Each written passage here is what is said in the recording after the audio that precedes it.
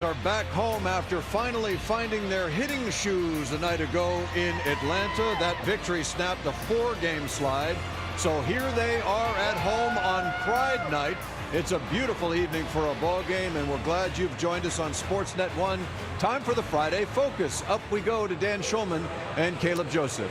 Jamie, thank you very much. You mentioned that 4-game losing streak right on the heels of getting to 500 for the first time in a long time. And then, Caleb, here comes Chris Sale last night, but the Blue Jays found a way. His first pitch of the game, Den, was 99 miles per hour, and I thought, here we go again. But the Blue Jays got after him. They pressured him right out of the first at-bat, and look at all of these hits. Look at the sprays chart. They had 16 hits in that game, 10 of which came off of Chris Sale. They battled him. I thought they controlled the bottom part of the zone really, really well, and look at the contributors. This was 1 through 9 type of attack for the Blue Jays. Nathan Lucas was on base 3 times versus Sale. Tough left-on-left matchup. Love what Heineman did down there at the bottom. If they want to sustain their success, they've got to have at-bats just like they had versus Chris Sale and against not so good at pitchers. They're going to have a test tonight in that, see if they can build on that type of success and let it go forward. And as they open up this 9-game homestand, the Blue Jays will send Trey Savage to the mound. Remember, he walked 7 in 5 innings against the Orioles last time out, but only gave up 1 run. He'll open up the series here momentarily. Thank you, gentlemen. That's the Friday Focus presented by McCain. Together is golden. What a night. Settle in for a ball game here in Toronto. It's Dalton Varsho and the Blue Jays taking on Baltimore. First pitch flies after this.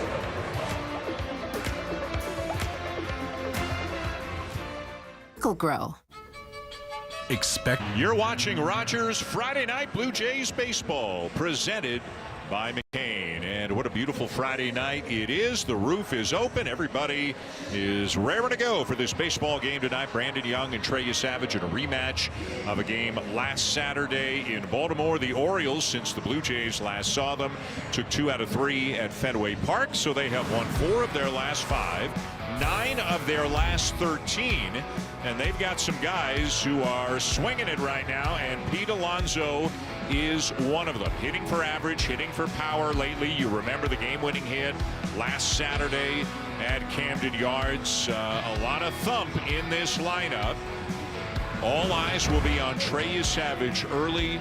Caleb, and John Schneider said it's all about strike one. It is going to be about strike one and getting ahead, forcing those Oriole hitters on defense early. Looking back at that start he just had versus the Orioles, you look across that line, you think, not too bad. 5 innings, 2 hits, 1 run, 4 strikeouts, but 92 pitches, only 48 strikes, as you just said, Dan. 7 walks. He was walking a tight rope wire walk the entire game. Was able to have some really good defense behind him. It's going to be about getting ahead and then expanding that zone. Let's take a look at the defense behind Savage here in game 1 of this 3-game set versus the Orioles.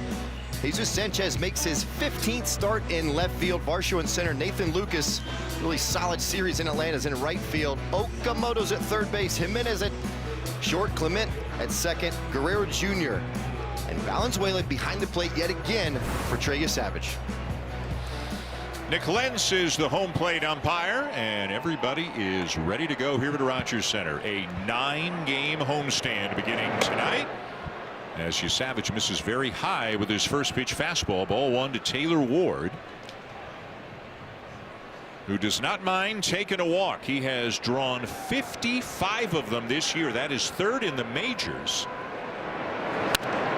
Swings at this one, hits a ground ball to 3rd. Up with it, Kazuma Okamoto, and Ward is retired for the first out of the night.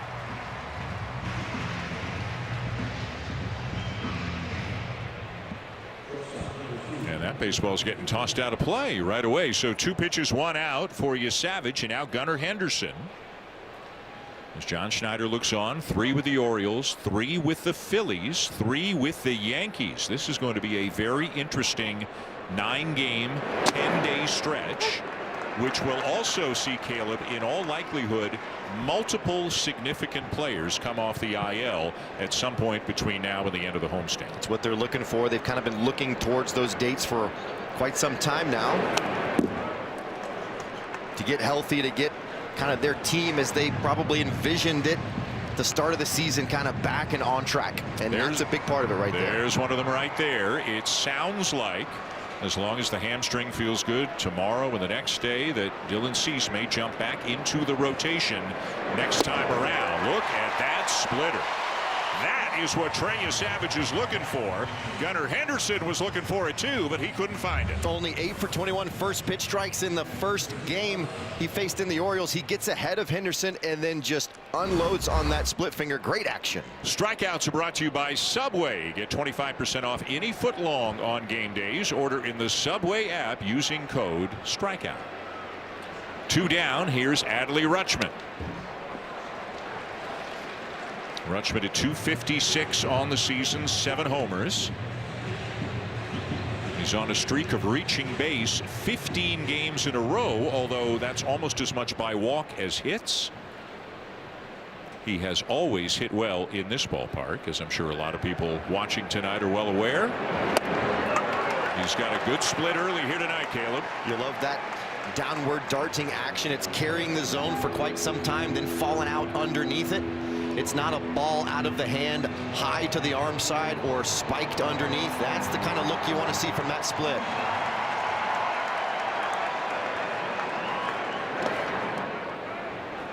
John Schneider said he still thought, even though Savage was facing the same team for the second start in a row, that because he wasn't his usual self last start, that in effect the Orioles, he hoped, would see a different Savage tonight, so that there still would be some mystery about Trey. Rutschman wouldn't chase that one. It's 2-2.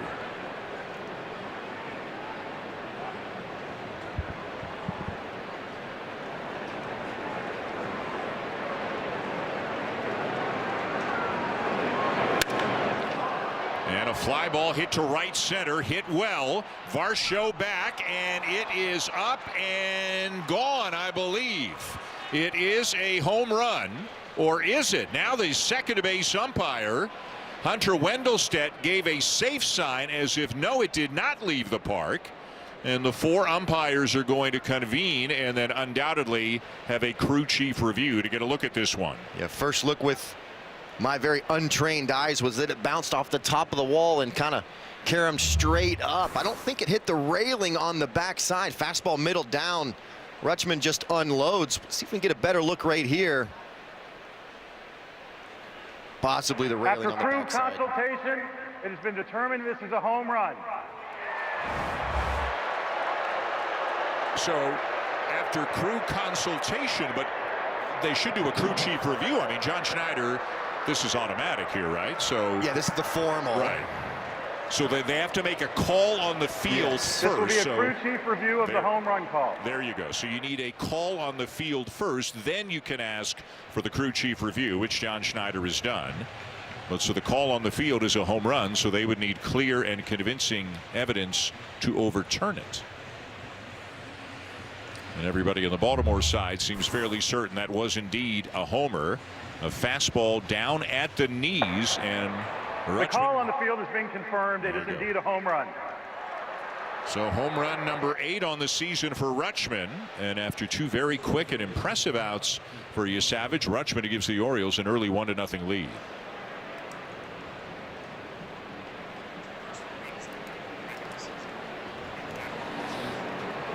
That is the first home run Trey Savage has given up in the regular season, either this year or last year. Now here's Pete Alonso. This is the 64th game for the Orioles, and Alonso has started every single one of them. 58 of them at first base, 6 at DH. And if you think that's an anomaly, it is not. He started all 162 last year and all 162 the year before. I think Matt Olson, who you just saw down in Atlanta, is the current Iron Man, but Alonso, he posts, as they say. He plays every day.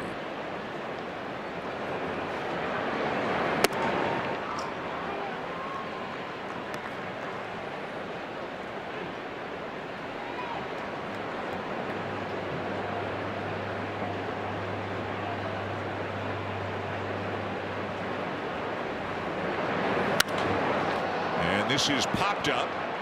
Guerrero drifting back. Clement is there, and Ernie's going to call him off and make the catch to retire the side. The Rutschman homer makes it 1-0 Orioles. The Blue Jays coming up.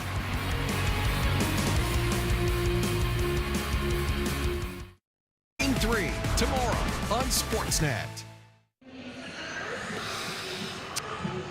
Bottom of the first, and George Springer leading off and DHing here tonight. A look at the complete Blue Jay lineup includes one of the hottest hitters in the major leagues right now in Nathan Lucas, an 11-game hitting streak, hitting .462, actually hitting .481 over his last 16. Varsho in the cleanup spot, Ernie Clement hitting 5th. Brandon Valenzuela catching and batting 9th, and they'll face a guy who didn't give him a whole lot 6 days ago in Brandon Young. Scattered 7 hits over 6 2/3 innings pitched. Only 1 free pass and a walk. 7 strikeouts. It's his 9th start of the season. The 27-year-old right-hander kind of averaging around 94th that fastball, about 1.5 miles faster than the season before. It's really helped his other pitches to play 4-seam split to left-handers, 4-seam sinker slider to right-handers. It's a lot of swing and a miss on that 94-mile-an-hour 4-seamer. Let's see if the Blue Jays can put together the kind of at-bats they had last night, where they made life kind of difficult on Chris Sale. Had 10 hits off of Sale. Just good quality, kind of annoying at-bats if you're the other team. Springer will take strike 1. Went 1 for 5 last night. He doubled off the right field or down the right field line in his first at bat.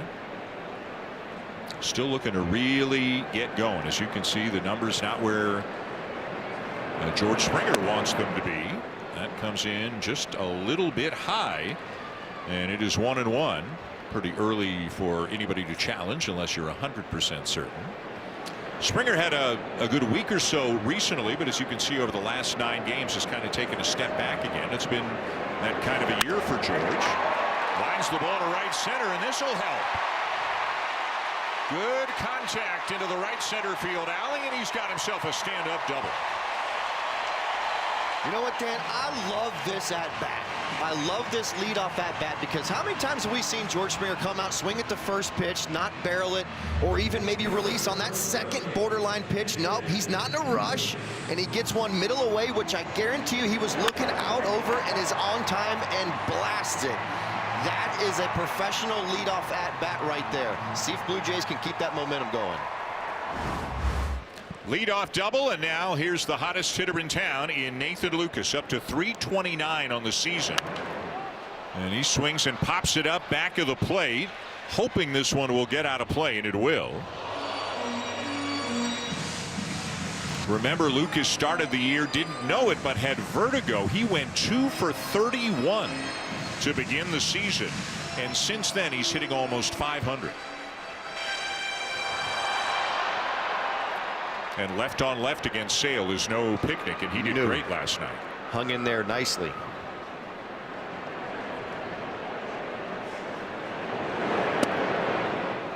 Close, but no, and it's a ball and a strike. A curveball that was just off the outside corner.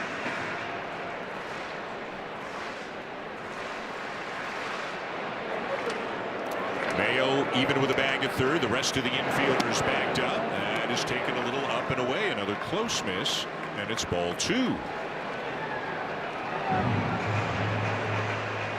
There is the hot streak, and that includes games from before the Lucas hamstring injury. He missed a month, came right back off the IL, started swinging again. This is popped up back of the plate. Again, Rutschman a look, and again it's back in the seats. Dan, I asked him, I said, you must be seeing it like a beach ball right now. And he said, actually, I'm not. I'm really not seeing it that well. I'm just making very key in-game adjustments, shortening up my stride a little bit, choking up on the bat a little bit, changing a few things, and it's just working. At the very least, wants to put the ball in play to the pull side and get Springer to third. And he'll do it. Didn't hit it hard, but the old productive out comes in handy every now and again. Springer at third, 1 out. That's so pro.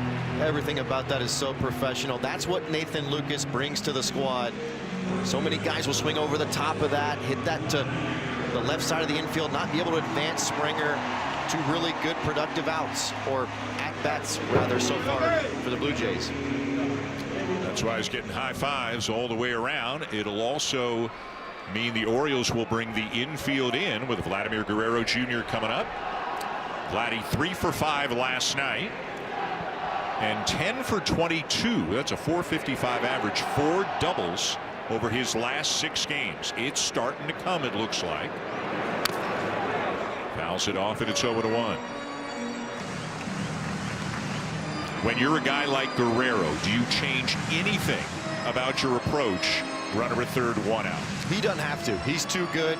He's just got to make sure he's on time and staying within in terms of what lane and what speed. Fly ball, center field. It's playable, but it is plenty deep enough. The catch made by Taveras. Springer in to score, and the sacrifice fly will tie the game.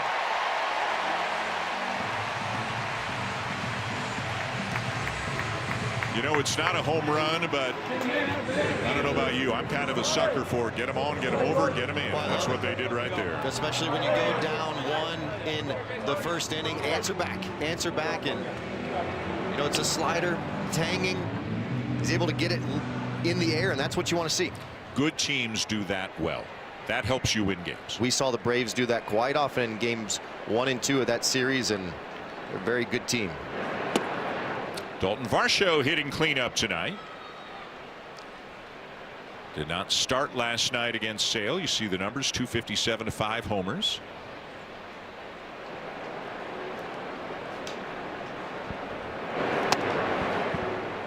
Went after one, a little frustrated, it looks like, with himself. Went after a 2-seamer that was running away from him. And wound up a couple of inches off the outside corner.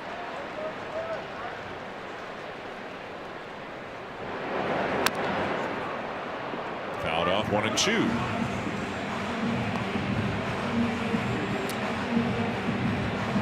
Varsho asked for time. He's got a little something going on in his left hand, I think. Maybe just, you know, didn't catch it well on the bat, and some, you know, some tingling or something like that, but he was trying to work that out between pitches. Hopefully nothing to worry about.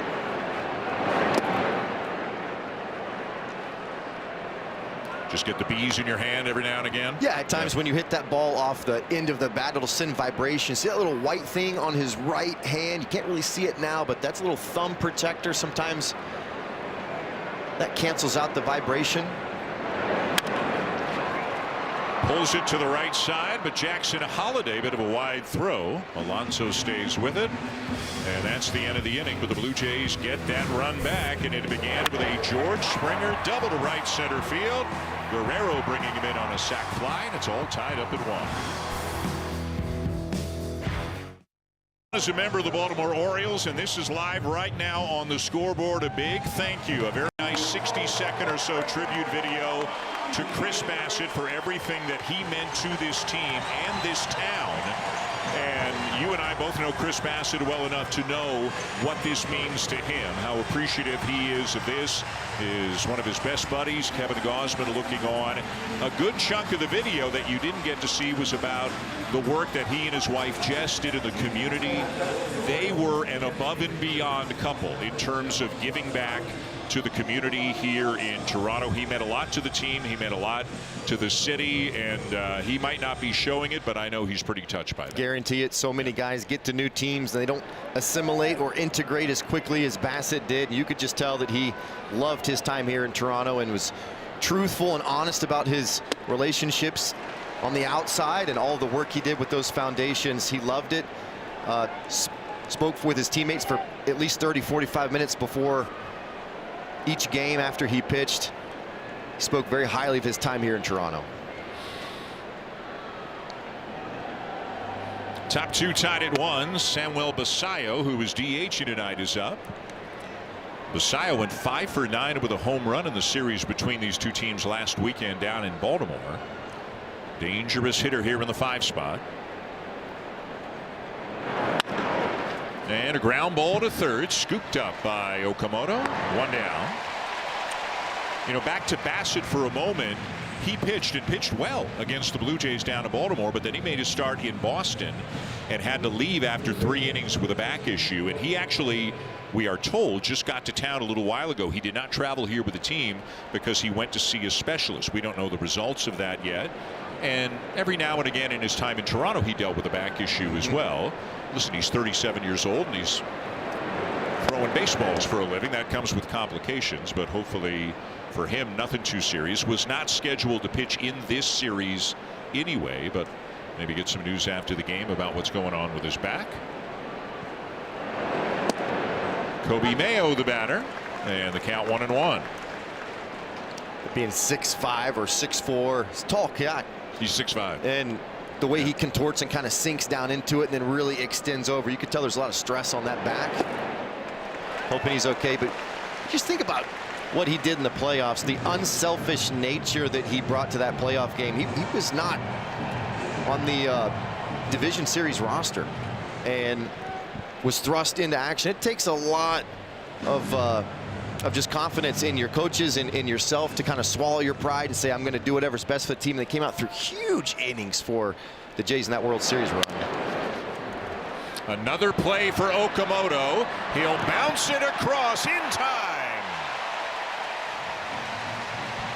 Craig Albertaz, the manager of the Orioles, looking back to the phone in the first base dugout, but they will not challenge. Another good play for Kazuma Okamoto. He has gotten more and more comfortable as the season has progressed. You've got to make a perfect transfer, get on that backside, and really give that good long hop. That's the difference I've seen over the last 4 or 5 years. So many third basemen long hopping on a deep throw back behind third base. His timing is so good. He's always accurate with those throws. Very nice play at third base. 2 down, and here's the right fielder, Colton Cowser. Hit a home run on Sunday against the Blue Jays. That came off of Spencer Miles in the final game of the series. The Blue Jays winning the first 2, the Orioles the last 2. These 2 teams come in with identical records, 30 and 33. Cowser, another one of the Baltimore hitters, heating up lately after a slow start.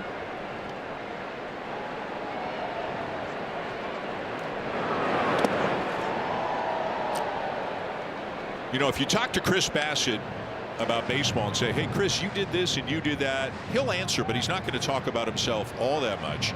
If you want to get him going, say, hey, Chris, were you a good basketball player? Oh, he loves to talk about basketball. Hoops. And apparently he was pretty good. He was a 6'5" point guard, kind of a do-it-all point guard. There's a ground ball up the middle. Jimenez on to first. 3 up, 3 down for Trey Savage in the top of the second. And a nice moment here at Rogers Center for Chris Bassett, getting welcomed back by the organization. And a big thank you for everything he did the last 3 years.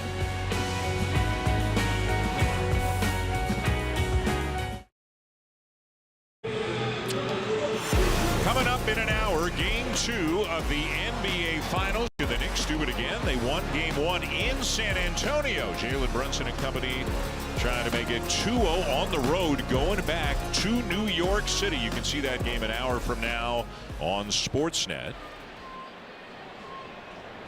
Here, bottom 2, tied at 1. Hello, Ernie Clement sent one back our way, coming in hot, but wound up just above us.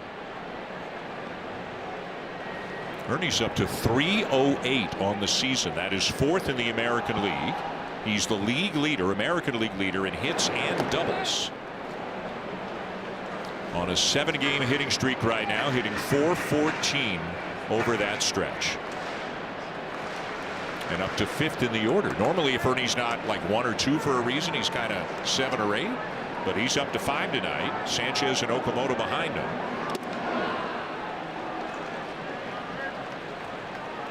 4 for 6 off of Young. Might have something to do with it. You never know where he's going to go. Is he going to go pull side out front? Is he going to kind of shoot you to right field? Tough guy to pitch to. Swing and a miss at a fastball, which is not something I say very often about Ernie Clement. He doesn't swing and miss much at all. He's got the lowest strikeout rate in the American League, in addition to all the other numbers he has accumulated so far this year. Gets on top of this one, hits it well to center, but it is playable there for Taveras. About 380 feet away, out number one.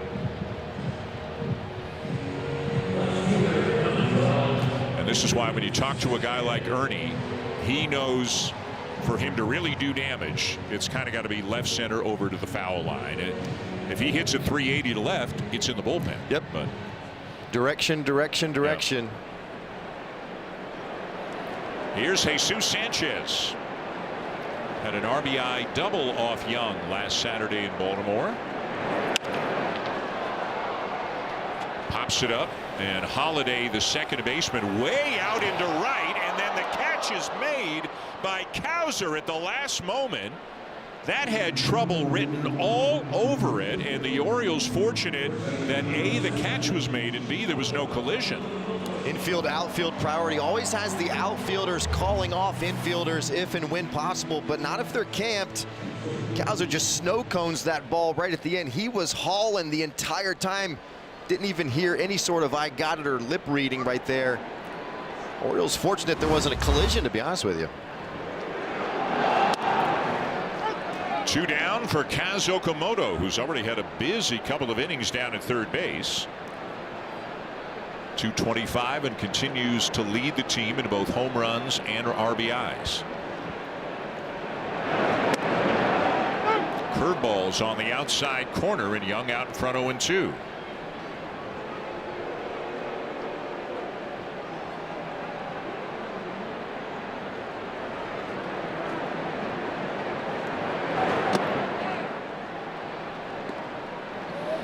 Starting pitching for the Orioles has been very, very good lately, and the Blue Jays will see Kyle Bradish tomorrow.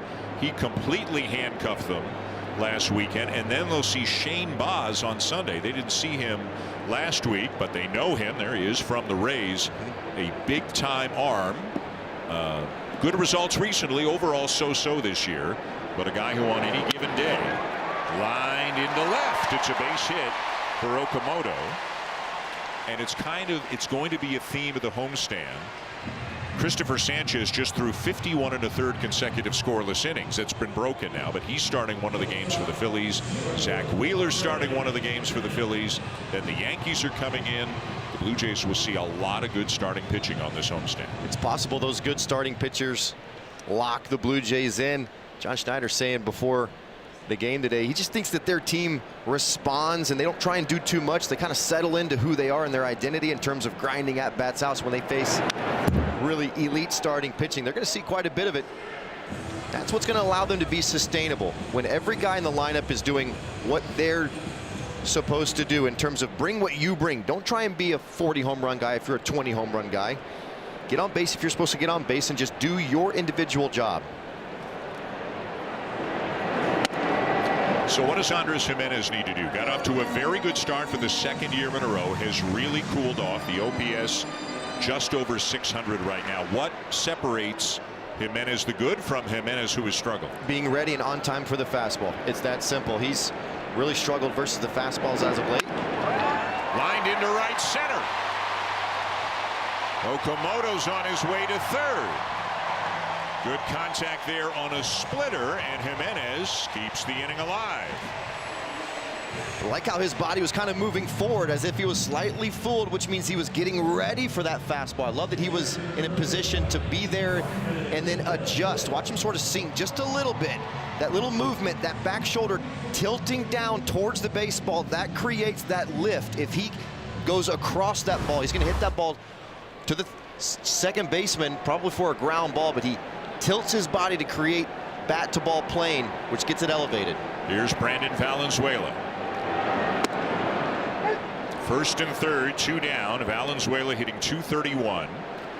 Had, I thought, one of the best swings maybe any Blue Jay has had all year. That home run that he hit down in Atlanta. Loved it. It was perfectly on time. It was deep, balanced. There goes Jimenez. Pitch taken for a strike. Throw down, and they got him. Adley Rutschman throws out Andres Jimenez to end the inning. One more look going to break. Rutschman throws through and got him, and it's still tied at 1.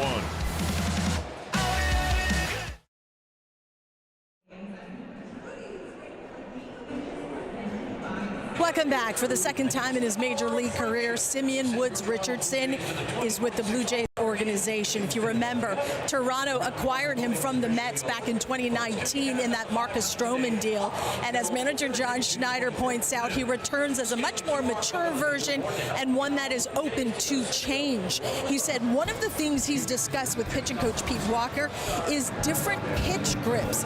He said he's on board, Schneider told me, and we want to get as good a look as we can at him while he's here. Now, you could not wipe the smile off Woods Richardson's face when I asked him what it's like to return to the Blue Jays. He described it as a reunion with an old friend. I was just very happy that Toronto picked me up. My family was happy. Everyone was happy. Woods Richardson, Dan, believes the Blue Jays have the resources and the right game plan that can help him be a big contributor to this ball club. Guys? Hazel, thank you. For now, he will work out of the bullpen in a multi-inning role. Originally acquired by the Blue Jays from the Mets with Anthony Kay in the Marcus Stroman deal way back in 2019. Then a couple of years later sent to Minnesota along with Austin Martin in the Jose Barrios deal. DFA'd by the Twins. It's been a real struggle for Woods Richardson. There's no sugarcoating the numbers. A 7.74 ERA. Got off to a decent start this year and has had some pretty good success. Kind of a league average starter the last couple of years. And John Schneider talked about maybe tweaking the arsenal a little bit. Hazel mentioned it. Maybe the split becomes a change because the split's been getting hit hard. Maybe they add a two-seamer, which he hasn't been throwing. They had to bring him to the major league roster because he's out of options. So unfortunately for Chad Dallas, who made his major league debut and really did very well last night, 3 2/3 against one of the best offensive teams in baseball, Dallas has been optioned back to Buffalo. This is popped up by Leody Taveras, but it's headed for the seats. Schneider did tell us before the game that he told Dallas, hey, you're a part of this now. You're a part of the solution. Stay ready. But for now, they want to see what they have in Simeon Woods Richardson. Yeah, and those two grips Hazel was talking about, probably trying to create a different type of shape with that fastball in terms of moving it more east-west versus just straight four-seamer, and then obviously tweaking the grip on a changeup to a split. Soft liner to second. Taveras retired. And I think I like his breaking ball. I like the shape of that. And then it's about pairing pitches that can provide some protection and insurance against that. And if you have a certain arm angle with a certain grip and you're going to throw a two-seamer, you can create some unique movements that kind of counter against his type of breaking ball. And you know, Graham Johnson is just a wizard at this as it pertains to hand placement and how certain pitches move against the air and with your release point and all these different factors. And so I think they are taking a chance there with tweaking a repertoire, tweaking some grips, letting him kind of get some feel for it and see if they can create and see shapes that they envision for him. There are a lot of moving parts on this staff right now. Dylan Cease, as you know, through a rehab outing last night for Buffalo. It sounds like he could make his next one in the big leagues, which could be as early as Tuesday in the middle game of the series against the Phillies. 1-2 on Jackson Holiday. Max Scherzer made a rehab start tonight for Buffalo. He is done. He went 3 2/3, gave up 3 runs, 1 walk, 5 strikeouts.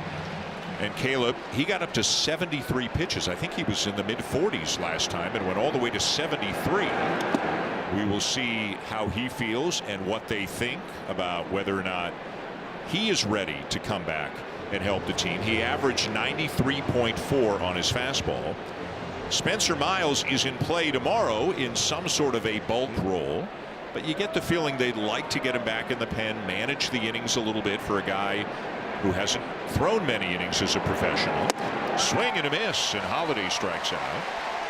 And then another piece of the puzzle, Shane Bieber is making a rehab start tomorrow afternoon in Worcester for Buffalo, and then we'll fly back here Sunday. He's a little bit further away, but he could be, if all goes well, we're talking about maybe 10 days, 2 weeks, something like that. Now you've got a bit of a roster crunch, and it's fun trying to play armchair GM at times, and love that fastball velocity for Scherzer, and the fact that he's getting closer to 75 makes you think it could be 75 to 90 in a start if he's effective, but I think the velocity, that's a big deal, especially without the adrenaline of a major league game, getting close to 94. That's the key number for Scherzer. Savage out in front, 0-2 on Taylor Ward. Two nasty sliders that basically break straight down, even a little bit into a right-handed batter, a little harder and a little more 12-6 than the splitter that goes further in on righties. Strike three call. And that is now 7 in a row set down by Trey Savage here tonight. Looking much sharper than he did 6 days ago against the Orioles.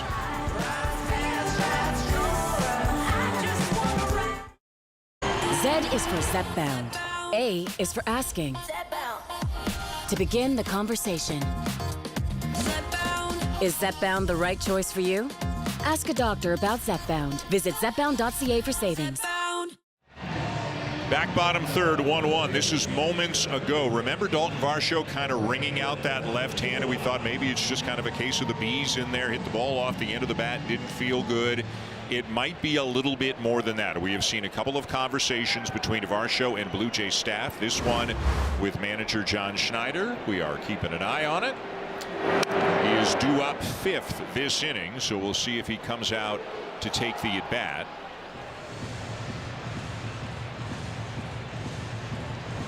Brandon Valenzuela will be up again. He was up when Andres Jimenez was thrown out trying to steal to win the bottom of the second. Pulls one to second. Holiday corrals it in time to make the play. And now this is moments ago as well. Varsho going over to Piñango, and that looks like kind of the passing of the torch, figuratively speaking, and Mark Budzinski giving Piñango the card. That tells you that Piñango's coming in. He's out of the game. So something is going on with Dalton Varsho. Again, we think it was the left hand, just from the way he asked for time, and he was kind of wringing that hand out after a couple of pitches in his first at bat. George Springer doubled to right center to begin the bottom of the first. Came in a couple of batters later on a Guerrero sac fly. Kind of a delayed strike call there from Nick Lentz. Wanted to make sure Springer doesn't challenge, and I think you and I talked about this in Baltimore. George has only challenged 2 pitches all season.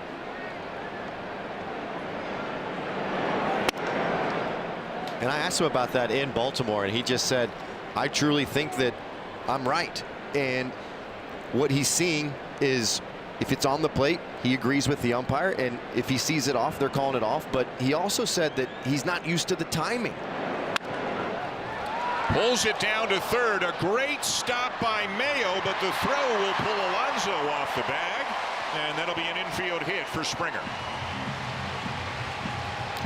Well, Mayo does a great job getting to this ball down the line off the bat of Springer. Looks like his feet slip out from under him when he's trying to get up to throw the baseball. Takes a weird wicked hop back towards the field. See that back foot? That back foot slipped when he was trying to make that throw, and a lot of times that throws off the angle. Watch his back right foot right there. You can see his leg come out from under him, contort his torso over, which leads to the wide throw. Great effort, though. That's a double most of the time, but he managed to glove it. Here's Lucas, who grounded out to first in the first inning, advancing Springer to third, and he eventually came in on the sac fly. Now Piñango getting some information from one of the hitting coaches, Lou Iannotti, about Brandon Young. So this is definitely happening. And Lucas goes after a ball down around the shoe tops and will bounce into a fielder's choice. In case you missed it, this is the Varsho at bat, and this is where we believe something happened. The left hand kind of comes off the bat there, and you can see him shaking it out once. He asked for time and then does it again. The hand behind the back and the fingers moving. Something's going on in there. There are times when you can get kind of deep zingers or stingers in that top hand when trying to release that barrel deep in between your pointer and thumb in the padding. Guerrero swings at the first pitch, pops one up shallow center, and the shortstop Gunnar Henderson will make the catch. End of 3 and tied at 1.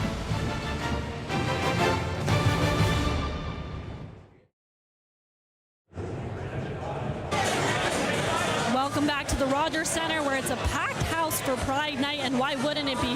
From the electric atmosphere to the great performers to just the overall positive feeling as you walk around the ballpark. To top it all off, it's a City Connect Friday night. And if all of that wasn't enough, the first 15,000 fans through the gates today received an exclusive City Connect Pride hat giveaway. It's just the beginning of an important homestand for the Jays, with first the Phillies, then the Yankees coming to town next week. So come down and spend your summer at the ballpark. Dan? Anna, thank you. Looks like about 40,000 in the ballpark here tonight. Roof open to open up this interesting and long homestand. Dalton Varsho is still in center. He was not going to hit. You saw him sitting in the dugout. Yohendrick Pinyango was in the on-deck circle, but evidently whatever it is with the left hand not preventing him from playing defense, so they'll get one more defensive inning out of him, but then we don't think he's going to hit in the bottom half of the inning as Sanchez goes back. Ooh, I think that ball got in the lights on Sanchez at the last minute, but he makes the catch, and Gunnar Henderson is retired. 8 of 11 now. First pitch strikes for Savage. Ball to the left field. You can watch his eyes right here. He kind of closes them right to last second, but he's got the catch. We haven't seen many routine catches. He's an entertainer. He keeps you on your toes. Here's Rutschman, who homered in the first. He is the only Oriole to reach base off Savage. Trey has retired 10 of the first 11. It was a fastball down at the knees at 95 that Rutschman just got it out of here in right center.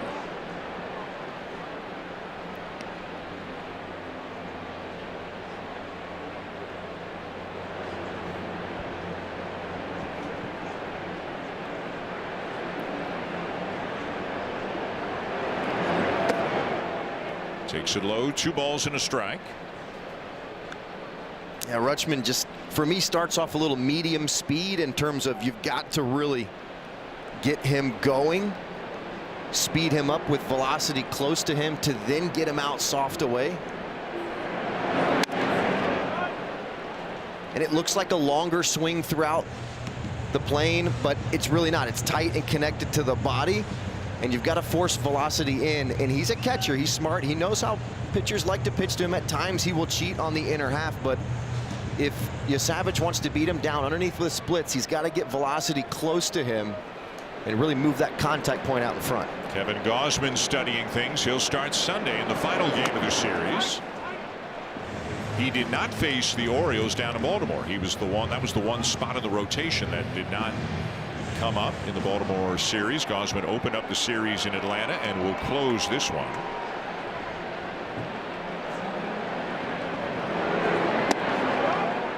You know what's interesting about Savage too, as high as his arm angle is, and it's the highest in baseball, it's climbed even higher this year than last year. I don't know if it's a conscious thing, but look at that. And then the diving splitter, but home plate umpire Nick Lenz says that Rutschman got a piece of it, so it is still 3-2. Barely gets a piece of it, and it hits the ground. If Valenzuela is able to catch this without it hitting the ground, it's strike 3, but I don't know if I saw anything there. He did. I don't know. I don't know if he touched that ball, but foul balls are not a reviewable play, and Rutschman will wind up drawing a walk, the first given up by Savage. But you talk about that arm angle, Dan. I'm seeing a lot of more side bend. And so he's getting a little bit more closer to first base, if even possible, because he arches that back and then kind of bends towards first base, but he's getting even more, which is pulling that arm angle up even higher, shortening the release as well. Ball 1 to Pete Alonso.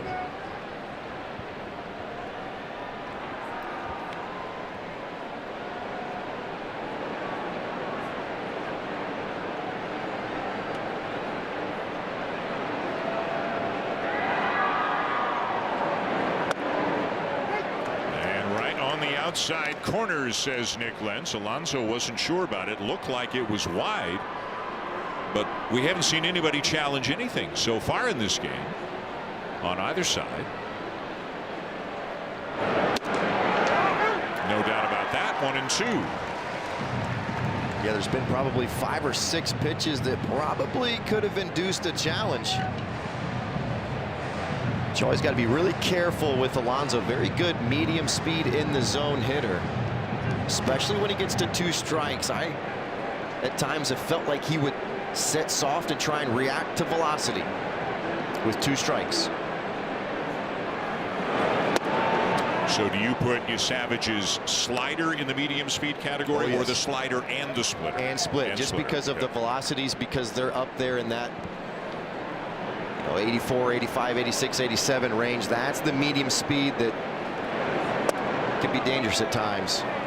And when you see takes, especially on some really good breaking pitches down in the zone with 2 strikes, makes you wonder if they're sitting on them. Big pitch here, 1 on, 1 out, full count on Alonso. Rutschman the runner at first. He is not going, and it is hit way up in the air to shallow right center field. Varsho comes in, and again, if it is the left hand, it's not preventing him from catching fly balls. 2 down. So check this out, 3-2 count. You got Pete Alonso at the plate. Big pitch right here. Watch Valenzuela. Just breathe, just breathe. Come on, and a little fist bump. That's veteran right there. That is veteran working another younger pitcher. But Valenzuela didn't play in the World Series last year. Trey Savage is the man. No, I'm going to lead you through this. Just take a deep breath, execute, and make a pitch. 2 down. Here's Samuel Basayo. And we have talked about it many times, but when you just watch Brandon Valenzuela, from day one you saw confidence, and then as you know, you and I have gotten, and everybody who've gotten to know him and talk to him, the more you talk to him, the more confidence you see. But there are leadership qualities, and you can speak to it, how important it is that the guy behind the plate has leadership qualities. That shows tremendous growth. That shows patience and just pace of play, slowing it down.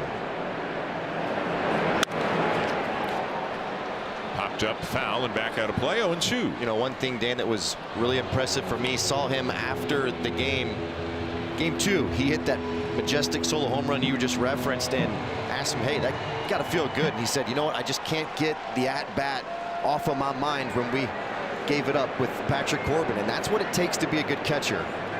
Good self-awareness.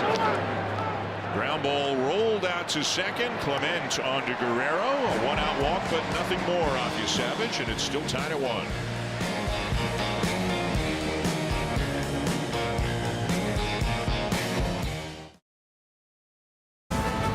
Well, after a big overtime win by Carolina in Game 2, the Stanley Cup Final now heads to Vegas, all tied up at a game apiece. You can catch Game 3 tomorrow, 7:30 Eastern, 4:30 Pacific on Sportsnet.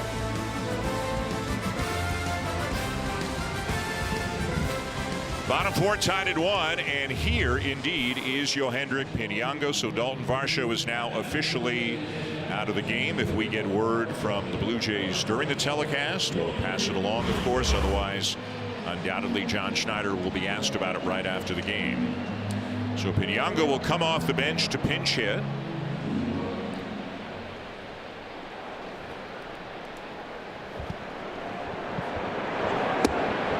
And look at a slow curveball in for a strike. It's 0-1.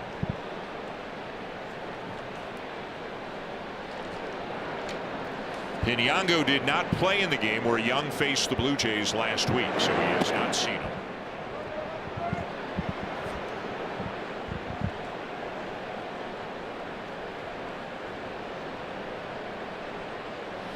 But as you saw, he was with Lou Iannati, who was giving them the breakdown, all the info. They have a hitters meeting before every game. Every team does. And obviously, Caleb, even if you're not in the lineup, you're paying attention in that meeting because you never know what might happen. Especially being a left-handed hitter with a right-handed starter, and he's done well against right-handed pitching this year. .329 average. Popped up foul. Mayo has room, and Pinyango retired, 1 down.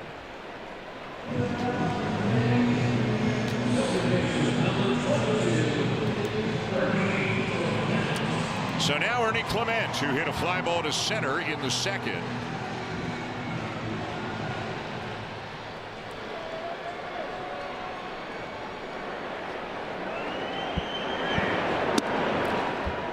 And Young starting to flip in curveballs for first pitch called strikes. It was a theme I saw quite often in the series in Baltimore, that 4-game set.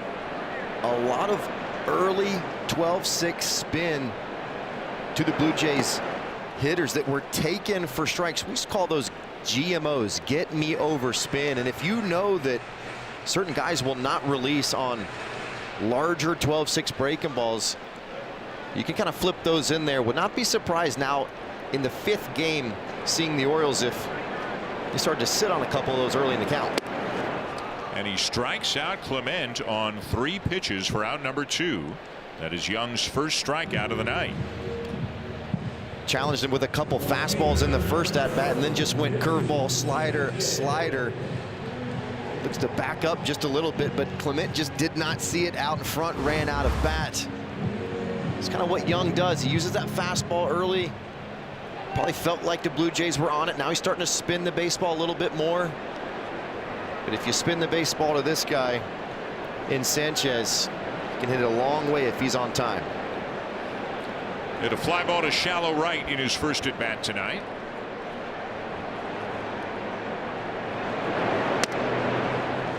Just inside, and that's just the 3rd time to 15 hitters that Young hasn't started in at bat 0-1. And Savage almost as good. He is 10 for 14 first pitch strikes. Rolled out to second. Holiday up with it, and Young retires the Blue Jays in order. End of 4, tied at 1.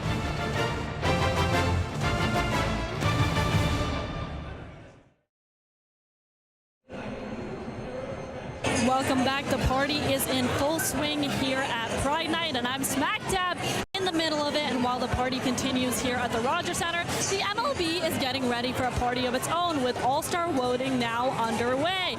Use the power of friendship and show some brotherly love by sending your favorite Blue Jays to the Midsummer Classic at Citizens Bank Park in Philadelphia. Phase 1 of voting is open now until June 25th, so head on over to bluejays.com/vote to cast up to 5 ballots a day. Now, I've done some damage to the cheesesteak scene in my travels to Philly, Dan. What about you guys? Do we have any cheesesteak fans in the booth? Oh, absolutely. Oh, geez. Absolutely. Yes. Crushed one on the plane last night, actually. And you notice that vote friendship, which is kind of the Blue Jays hashtag, I guess, for the All-Star game, starts with a PH. That is because it is in Philadelphia, so everything has PH in front of it. See how the Blue Jays do in All-Star balloting this year. Love cheesesteak. Philly visiting clubhouse, arguably the best sandwich I've ever had in my entire life. Cheesesteaks. Ever had in your entire life? Unbelievable. Would eat 4 or 5 every game there. Here's a pop-up. Guerrero giving chase down the line, and I think he barehanded it. He did.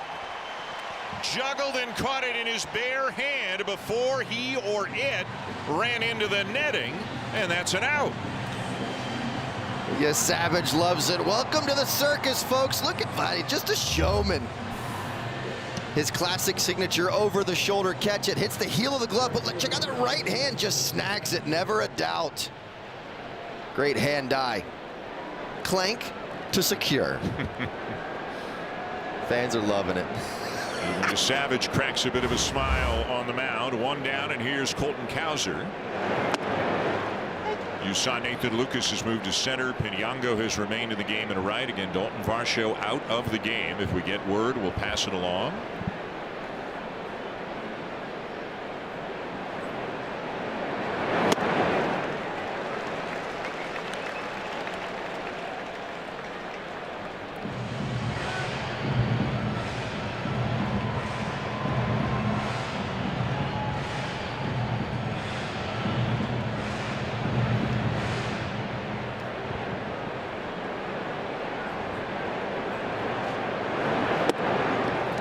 Good take right there. Have you ever done a game in Philadelphia as a broadcast? Yes. Okay, so you probably know where I'm going here. The cheesesteak, you got to get that from the clubhouse, but then you go up top to the media dining area. So there's a media dining room at every ballpark, and you eat what they have. And before the game, there's an unbelievably wonderful, funny guy there who I don't know his last name, but Freddie is his name. His nickname is Freddie Two Scoops. Yes. Because they have the best ice cream in the whole world there. Yes. And you can't take one. Freddie will shame you in front of everybody you know if you don't take 2 scoops. It's 2 or 0. Yeah, right. Freddie Two Scoops. Get out of the line. Yeah, he's the best. Cowser sends one to the opposite field. Sanchez the catch. 2 down. One of the nicest men you'll meet. Been there forever. If you have IBS, I would not recommend cheesesteak right into 2 scoops. Right, that's a recipe for disaster. I can attest. I went multiple Philly cheesesteaks right into 4 scoops, and it was not pretty. Was hurting during the rest of that game, Dan. I learned my lesson. Hey, thanks for sharing. 2 down. Here's Leody Taveras. Hits it sharply down to Guerrero. The toss to Savage, and that's that. Going to the bottom of the 5th, tied at 1, but first going to Jamie Campbell for an update.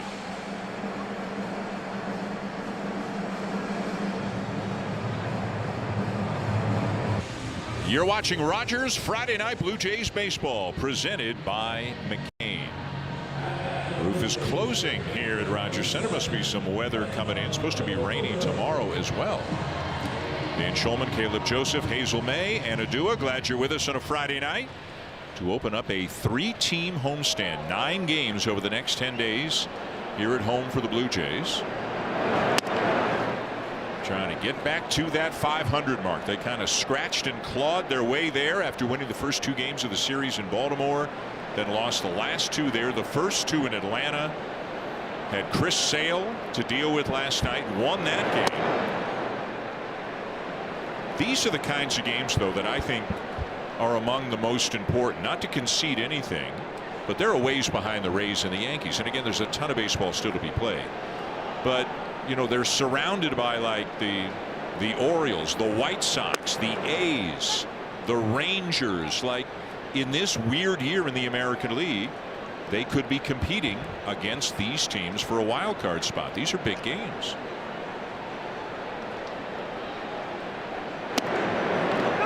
Curveball for a strike. 2-2 on Kaz Okamoto, who had a base hit his first time up. Tiebreakers could really move and shift and shake certain things.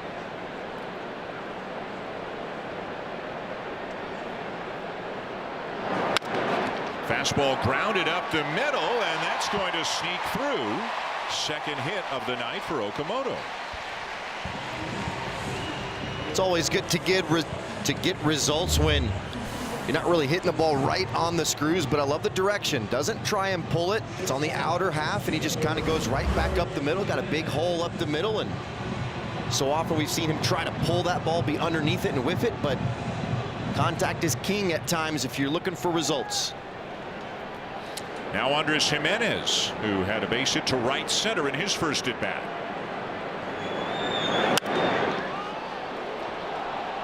Headed for the seats, third base side.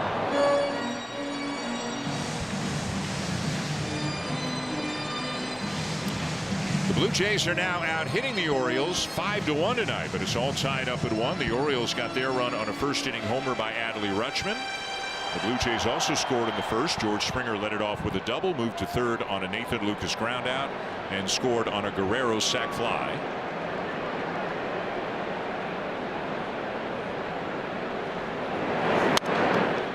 Foul back, 0-2.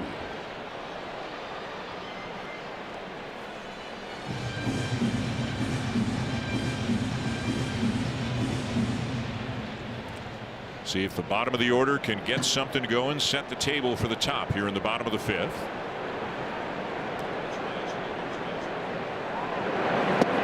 Swing and a miss. Young gets him for out number 1. It's just what he's been doing for 4 1/3 innings. His spread is just so tight in the zone. He gets you in swing mode. He gets you guessing you're going to get something down the middle, and just pulls the string on this slider. Good downward action on that slider, but Young, he's got just enough on the fastball to make you really respect it, but because he's in the zone so much, he gets you in swing mode. Hard to lay off. Valenzuela pops it up, and this will head towards the seats and out of play. That was a splitter that caught a lot of the plate, but Valenzuela just missed it. It is just a pitcher that's trusting the movement when you have good movement on your off-speed pitches. You can land them early in the zone.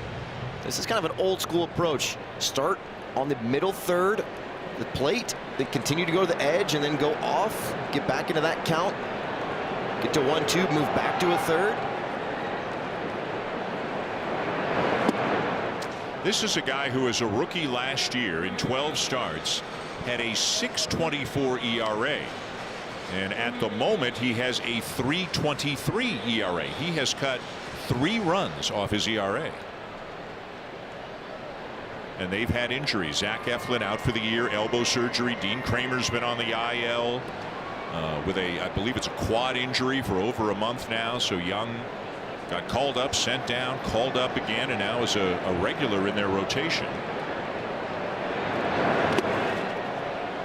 Snap throw to first. Okamoto back in.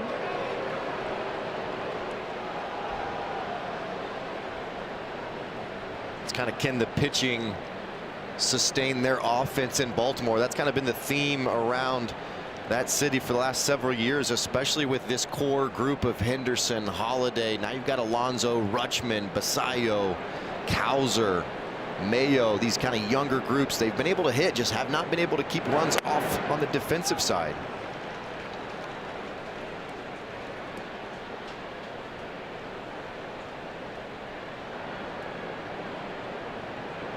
Henderson out at short, one of the mainstays, although struggling in the first couple of months of this season. 2-2, and it's hit high and deep, right center field. It's gonna go.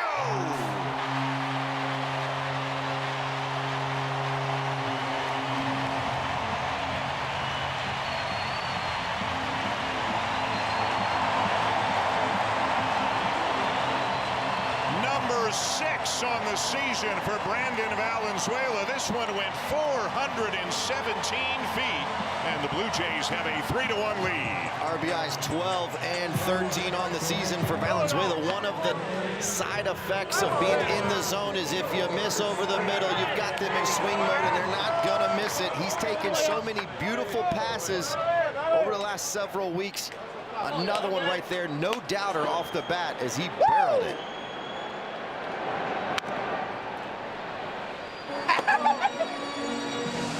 Just the ability to lay off a couple pitches to get back into a 2-2 count. Gets a backup slider.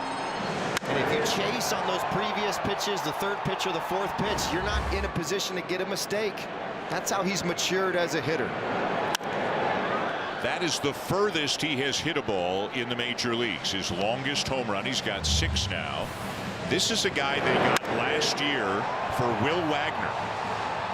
He was at Double-A. In the Padres system. The Blue Jays sent him to Triple-A Buffalo. Didn't make his major league debut until Alejandro Kirk got hurt this year. But you talk a guy who has made a very strong impression in the last couple of months. You could tell that very simple move when he was making a pass to the ball. Just kind of lifted that leg up, just eased into his lower half and just let his natural ability come out. Let that natural power come out. And that's kind of the difference I've seen in him over the last several weeks. Is just he's not trying too hard, and when he tries less, he's actually getting more on the output. Springer stays alive. But when he first came up, Dan, he was taking wild swings, really trying to impress, trying to make a name for himself. But look how simple that is. I mean, that is as simple as it gets. Just a little rocking in the side to kind of get his timing down. Just barely picks that leg up and just fires through the zone. Very simple, very repeatable. And we've got a catcher's interference. The ball's going to be caught, but it doesn't matter. George Springer is the perennial major league leader in catcher's interference calls. There's something about the backswing, the depth of his swing. You could hear it. Springer pointed at Rutschman right away, and that'll be catcher's interference on Rutschman. I mean, look how close Rutschman is. When you have a breaking ball that's going to finish on the inner half, those are the ones you try and reach out as a catcher and snag and grab it and try and frame it. Rutschman just way too close right there as Springer gets a deep barrel turn. Jacoby Ellsbury used to be the king of that, worst. But now Springer has he's got the crown. That's the 26th time in his career that George Springer has reached by catcher's interference. So that's an error on Rutschman. No time at bat for Springer. Did you get Ellsbury? I remember my very first series versus New York in New York. Manager told me, hey, be aware. He likes to get it with 2 strikes. He tries to get that deep barrel turn. I said, you're not going to get me. I'm never too close. I've got great plate awareness, spatial awareness, no problem. First at bat, Dan.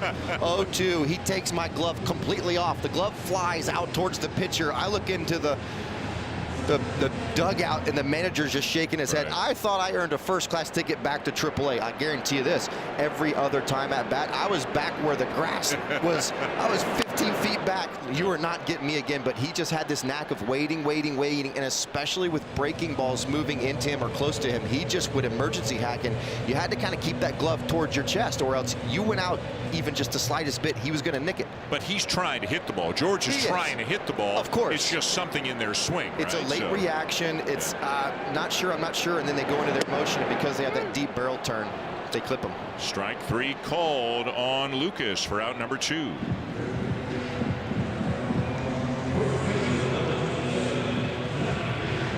Third strikeout of the night for Brandon Young, and that'll bring out Vladimir Guerrero Jr. Guerrero with a sac fly in the first, and he popped up to the shortstop in the third.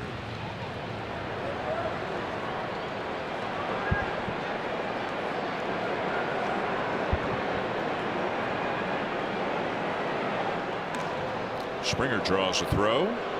George is 3 for 4 this year.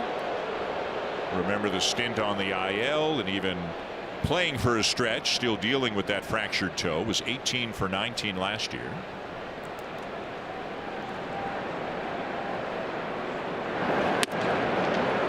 And a strike on Guerrero. 0-1. Guerrero was taking BP from John Schneider before the game. Every now and again, the skipper, who of course has known Guerrero and has thrown to Guerrero forever at times, he'll go out and throw BP. Remember Schneider, I think both times that Vladdy was in the home run derby. John Schneider was the pitcher, but they go back to the minors, several years in the minors together. So, you know, Schneider knows Guerrero's swing and his mindset about as well as anybody.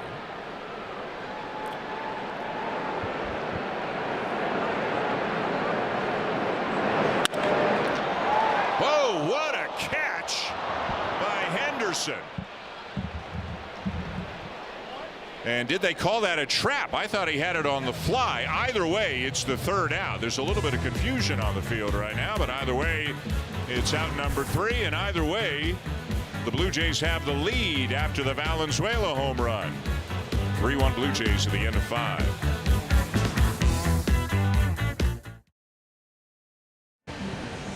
So here's the mystery has been solved. Gunnar Henderson made a remarkable effort, and he actually did catch it initially, but then it rolls out of his glove onto the grass, picks it up and throws to third. So that is a 6-3 ground out technically on a ball that was hit 111 miles an hour. He made a great play, stuck with it, made a good throw. Yeah, good pass by Vladdy, getting that ball elevated. Even better play on the back end. So here's what you like about Trey Yesavage. Through 5, he's only walked 1, and look at how few pitches he has thrown because he has been in and around the zone consistently tonight. The Orioles are seeing a different Yesavage than they saw 6 days ago. Holiday, though, is going to line it into the alley in left center. It's all the way to the wall.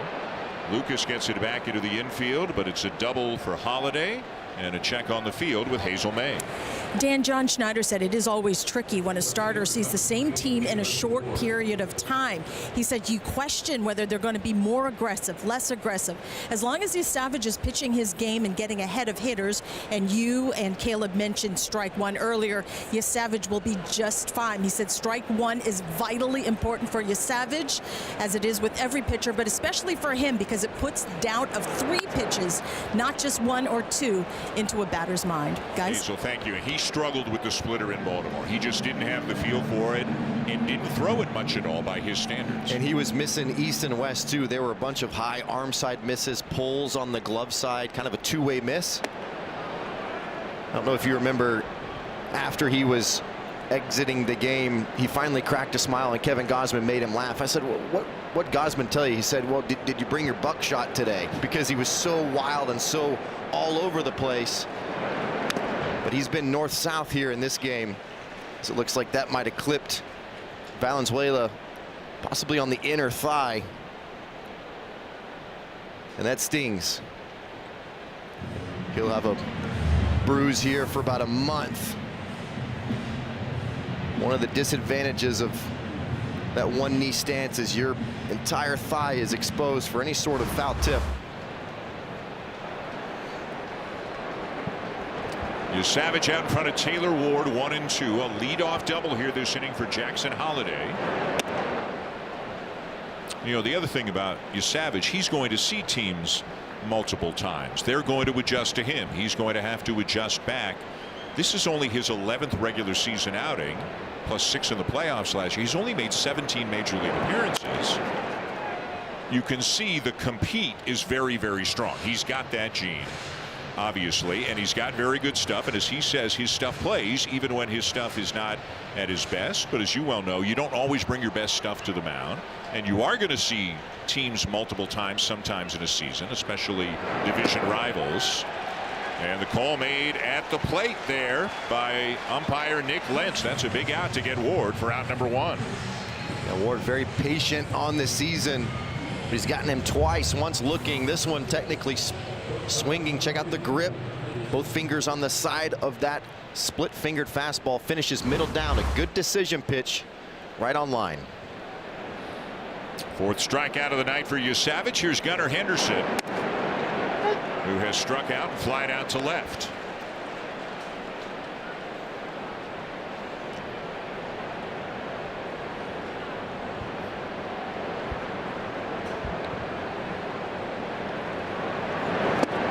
Henderson 2 years ago had an OPS of almost 900.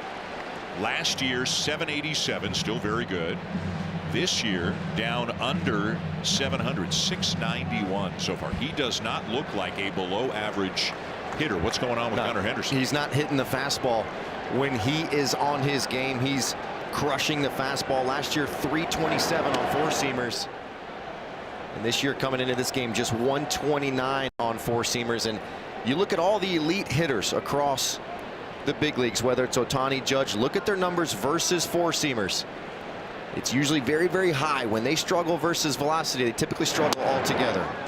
It's exactly what we're seeing with Henderson. And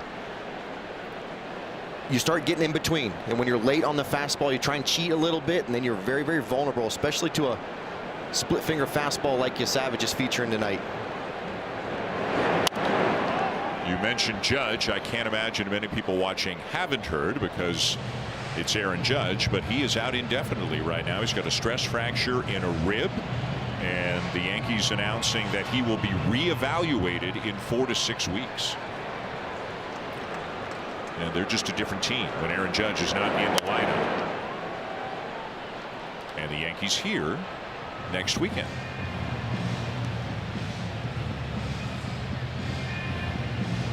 Henderson keeps fouling him off.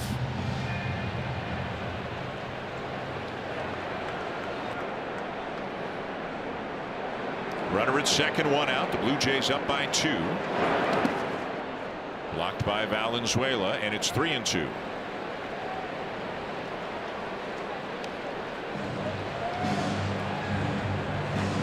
You see right here, he's quite a few split fingers. 1 4-seam in there, and I like 4-seam. I know there's a base open. I know he's got power potential, but just the way this sequence is unfolded, I like 4-seam at the top. Splitter misses high. The second walk given up by Savage, and that's going to bring up Adley Rutschman, who homered off Savage in the first. That's where I think you really got to get after Henderson, but check this pitch out. It's a fastball, probably trying to go up in the zone, finishes middle down, and that is just the spot for Rutschman. If it's hanging breaking ball finishing middle down, if it's a fastball finishing middle down, it doesn't really matter. He's got that nitro zone, and he put a charge into that one. Now you got to really tread with caution here because of that power in the bat. I still like velocity close to him to start the AB. Velocity a little bit away from him, but catches the outside corner, and it's 0-1. Rutschman also walked in addition to the home run tonight.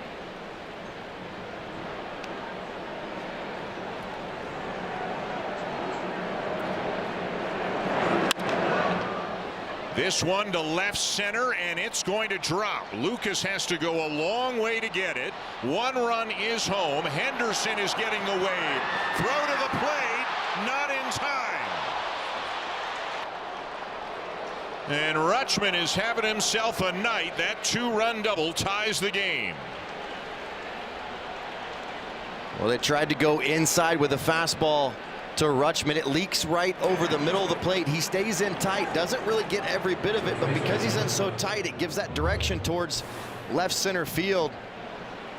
The target's on the inner half, and it just doesn't get there. If he gets it all the way there, that's a jam swing, and I guarantee you Lucas is coming in, but Henderson was absolutely flying around the bases. Good relay from Lucas into Jimenez. Good one-hop throw. Just not in time.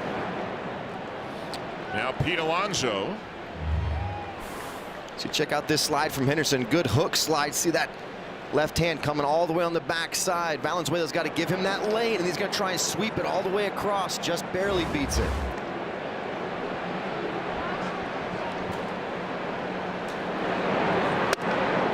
Now 2-0 on Alonso.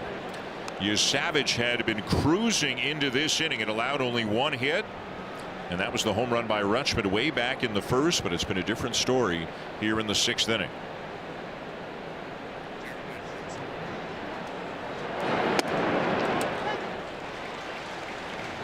Adam Macko has gotten up in the bullpen.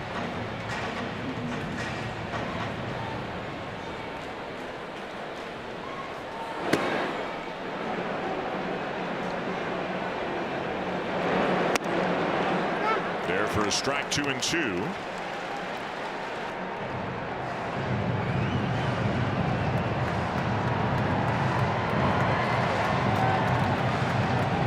And Jeremiah Jackson is in the on-deck circle for the Orioles, so something must be going on with Samuel Basallo.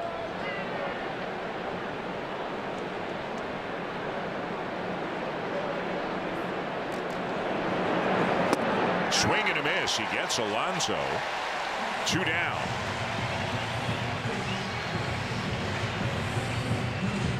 Really good downward action on this slider. Just such a unique pitch for Savage, as it's not really going to move towards the left-handed batter's box. It just kind of goes down, and it has the appearance as if it's moving down and in, almost like a screwball, but Alonso way out in front. So easy to see that pitch close to you. An early release right there.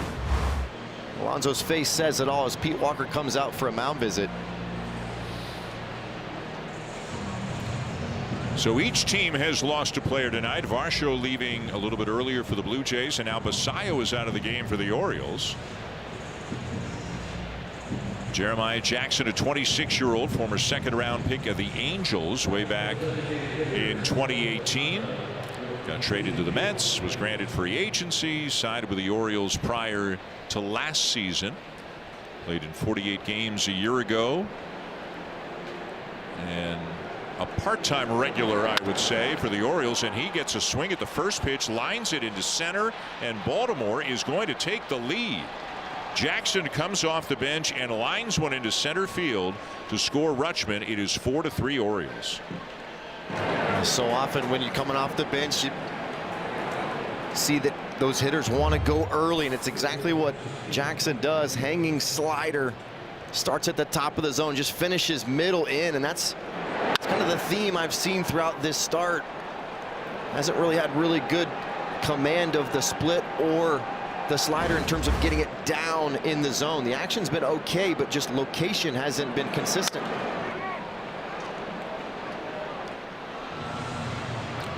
Now Kobe Mayo, who's 0 for 2. So 3 runs here this inning to answer the 2 the Blue Jays got in the bottom of the 5th on the Valenzuela home run. And Brandon Young has gone from trailing to leading.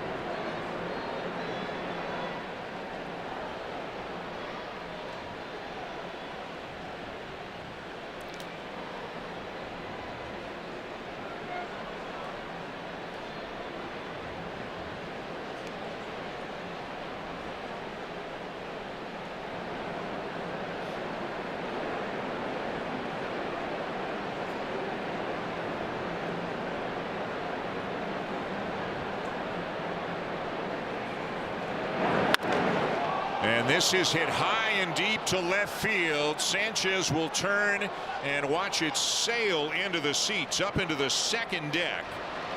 Mayo's 2-run homer makes it a 5-run inning and a 6-3 lead for the visitors. Well, yeah, Savage has just been boxed in, hasn't really had command.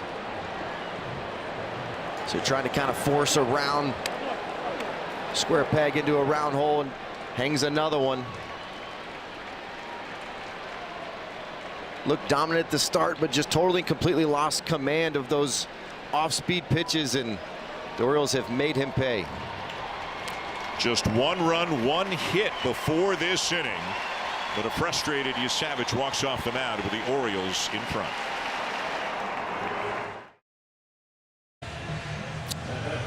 So a lot of good, and then a very rough 6th inning. 5 runs coming in, and the Orioles barreled him up a few times here this inning. What changed? Yeah, it looked like he really tried to lean on that slider, lost the feel for the split finger, and Mayo just catches it out in front. When you have that type of slider that's not really going to move towards left-hander batter's box, when you leave it up and in, very easy pitch to elevate and hit a long ways away.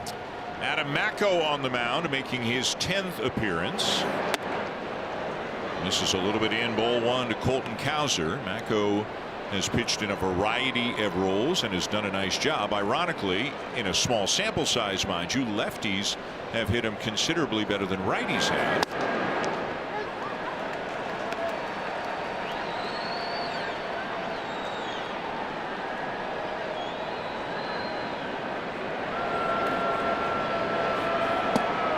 Out in front of Cowser, 1-2.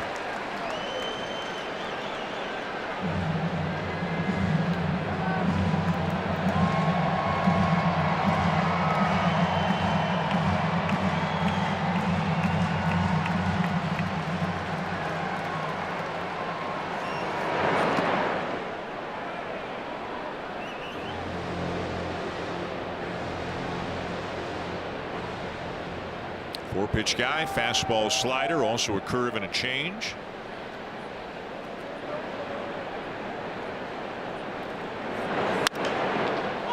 In the air to left, back a couple of steps, Sanchez, and he'll make the play. Top of the 6th comes to a close, but not before the Orioles score 5.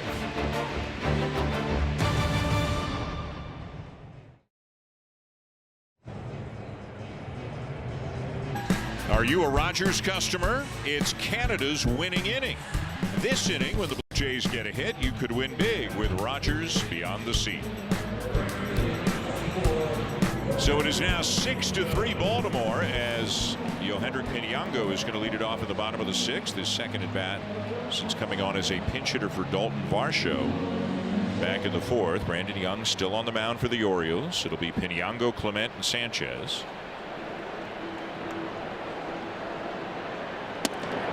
And that is at the knees for a strike, 0-1.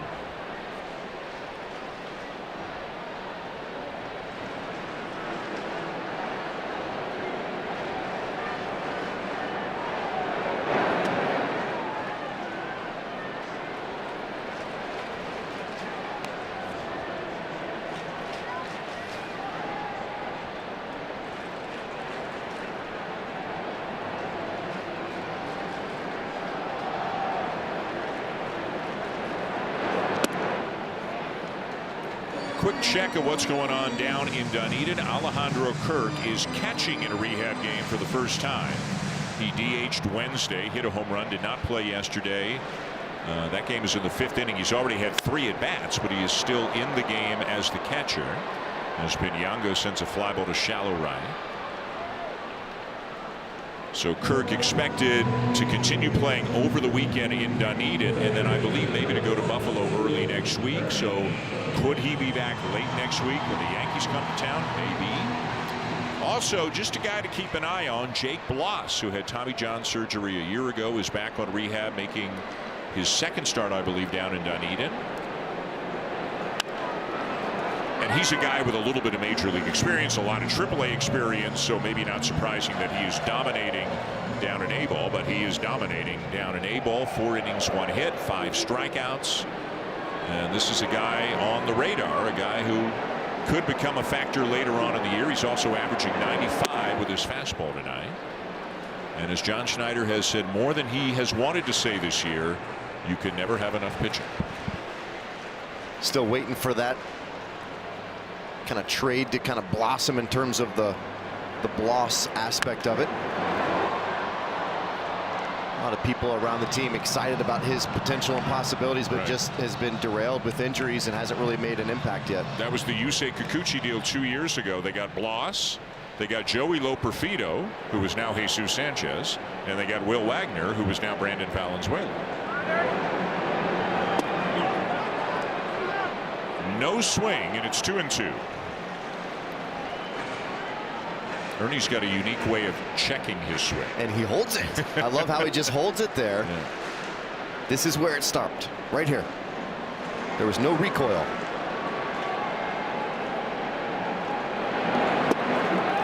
Did he check it again? Not this time. Edwin Moscoso says he went. Clement strikes out, 2 down. Just continues to throw good quality sliders to Clement as this game goes on. Check out the check. Slightly out in front. He tried to hold it. Another good quality 2-strike slider from Brandon Young. Just quietly going about his business. Here's Sanchez 0 for 2.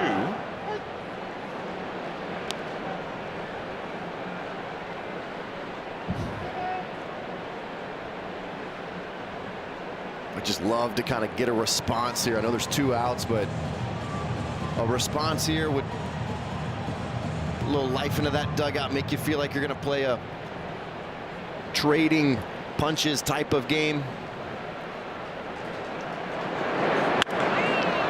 Lined into the right field corner, and it's down and off the wall on a bounce. Sanchez better hurry, and he's going to be out by a mile.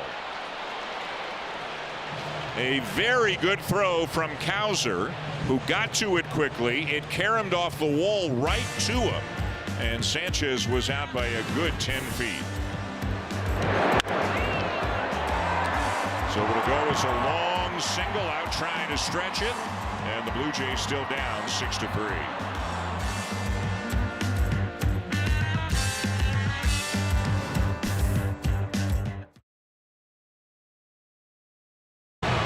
Top 7 here on this Friday night, opening game of a series with the Orioles, and it is 6-3. The 5-run 6th, capped by the 2-run homer from Kobe Mayo. The big inning here tonight. Adam Macko is back on the mound, got the last out. Top 6. Leody Taveras turns around to bat from the right side against Macko here to open the 7th. He is 0 for 2.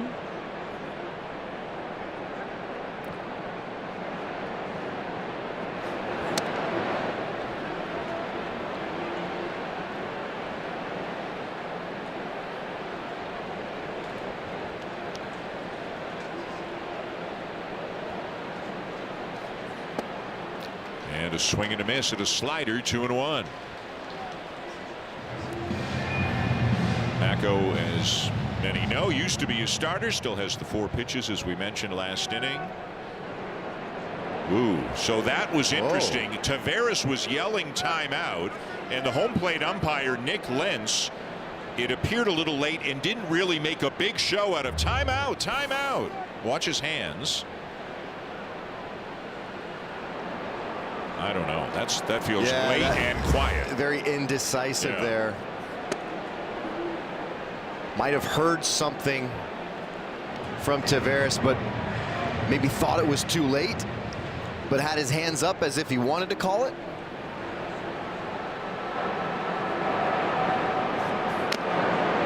Good fastball there, and it's 3-2. That was 96 from Macko. Yeah, like what I've seen from Macko. First 8 games of his major league career were scoreless. To give up the home run to Ozzie Albies in game 2, really flipped that game upside down. But he's been impressive.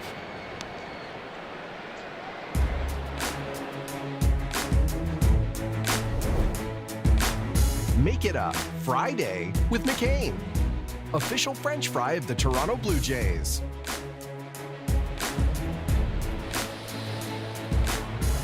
Connor Siebold is now up in the bullpen. 6'3" Orioles, top 7. Macko facing Jackson Holliday, who was his third batter. Faced one last inning. Holliday the second one here in the 7th.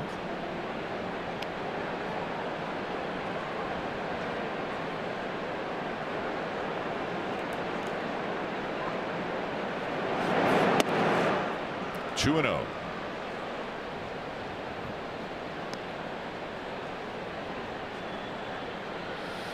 Holliday a strikeout, and then he led off the 6th inning with a double to left center. That got that whole inning started for the Orioles.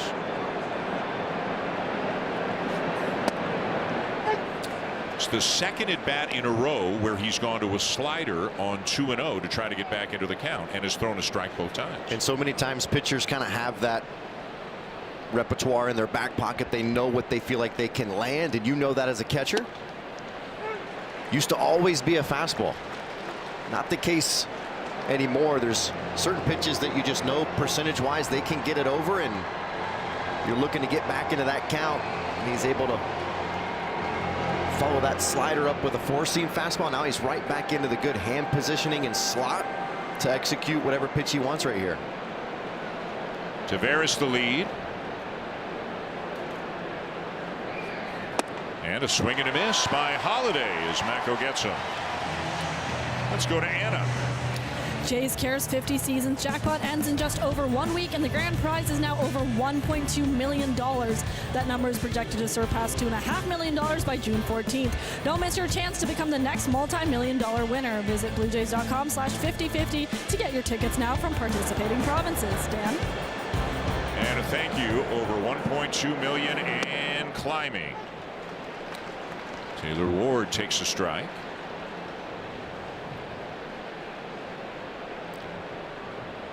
Taveras the runner, and he can run a little bit. He's 7 for 8 this year. A little bit different with a lefty on the mound, but can't forget about him over there.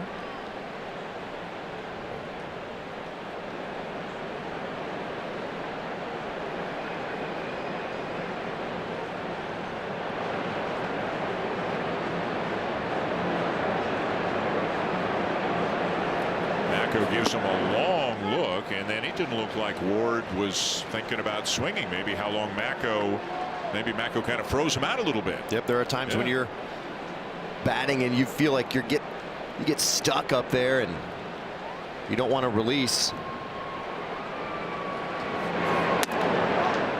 Rather take a strike than have a bad pass at a ball and hit a ground ball. And we see Vladdy Guerrero Jr. do that from time to time, in terms of just, if his timing's not right, if he feels stuck a little bit, he'll just stat you, which means just kind of stay still. And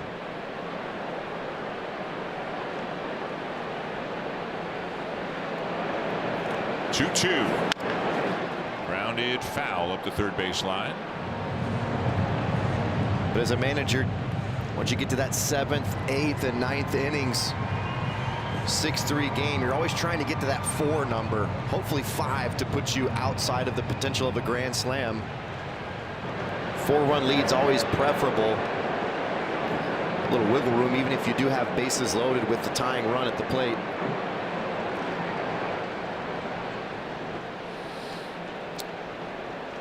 Grant Wolfram, left-hander, now up in the Orioles pen.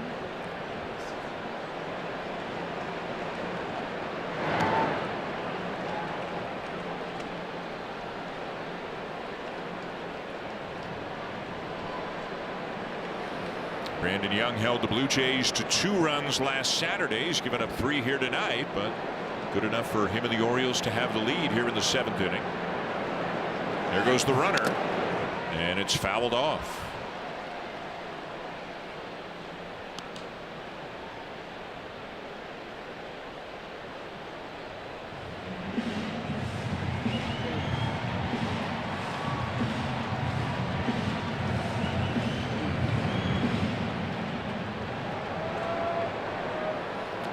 Pitch count starting to climb a little bit on Macko, but he has been a multi-inning guy at times this year, both in the minors and the majors. And there's a swing and a miss. He gets Ward for out number 2. A really good slider, really good battle between Macko and Ward. It's the 7th pitch of the sequence. The dot on that pitch right there indicates very tight spin, very difficult to pick up. That's what I've loved about Mako is he's continuing to impress here, is just ability to stay in the count, not give in. Very good trait as a young pitcher. He'll stay to face the left-hand hitting Gunnar Henderson. And a swing and a miss through a four-seamer at 96, and it's 0-1. And I think, Dan, you've got to stay right there until Henderson proves that he can get the barrel out in front. Don't rush the outcome to get to the swing and miss breaking ball.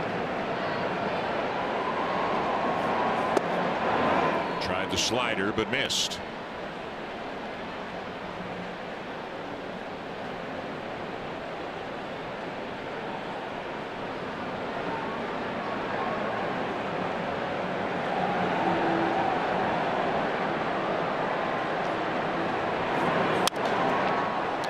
Back the fastball, 1-2, and again 96. Mako with good velocity tonight. He is, especially when he kind of gets it to the inner lane, left on left. Very difficult. Most left-handed pitchers like pitching away to left-handed batters. If you can get that fastball close to them at that velocity, that's when you can open up the sliders away. Runner goes, and it's bounced foul. You know, you go back to spring training, and Mako, for lack of a better term, might have been 4th on the depth chart among left-handed relievers. It started off with Brendan Little and Mason Fluharty. Little was eventually sent down after a very rough start to the season. Joe Mantiply had his contract selected. Mantiply's now on the IL after knee surgery, and Mako, in effect, took his spot. Curveball in, 2-2.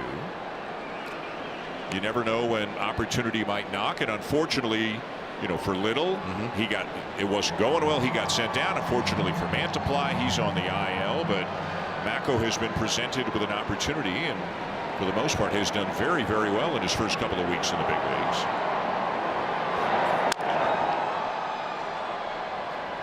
You get to the upper levels in the minor leagues, you don't realize how close you really are. And the coaches tell you that, and you're like, yeah, but I see the depth chart, and I feel like I'm 4 or 5 down, and things can happen very, very quickly. You've got to stay ready and stay prepared. He's shown so well coming up here, and there's going to be some roster churning. He's done enough to stay, in my opinion. I think they need 2 lefties in the pit. So Mako a leadoff walk, but then he strikes out Holiday, Ward, and Henderson in succession. Another strong outing for the rookie left-hander. 7th inning stretch, 6-3 Orioles.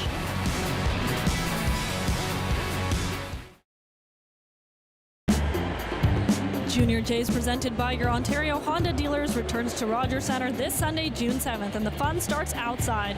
The Junior Jays outdoor program begins at 10:30 a.m. and runs until first pitch, with games, inflatables, mascot meet and greets, and live performers before heading inside, where the good times continue all game long. Make it a Junior Jays Sunday by getting your tickets at bluejays.com/promotions. Dan? And a thank you right down to Hazel. Dan, we've got an update on Dalton Varsho, who left the game earlier, and you and Caleb were right on. Center fielder Dalton Varsho, according to the Blue Jays, removed from tonight's ball game with left wrist discomfort. We saw him shaking that left wrist in his very first at-bat, so Varsho is out with left wrist discomfort. Guys? Hazel, thank you. So we saw the fingers and thought maybe it might be, you know, some bees in the hand after you know, not some great contact off the end of the bat. Every player has had it. Obviously, it was a little bit more than that. We could tell when he had to come out of the game. You don't like hearing that it's the wrist, as Okamoto grounds out to begin the 7th. So we don't know anything, obviously, about the severity, but that is not good news for Dalton Varsho, for a team that every time somebody comes back, somebody else seems to have something go on, and now it looks like we got a pitching change as Craig Albernaz is on his way to the mound. Young will go 6 1/3 tonight, and they will turn it over to Tyler Wells.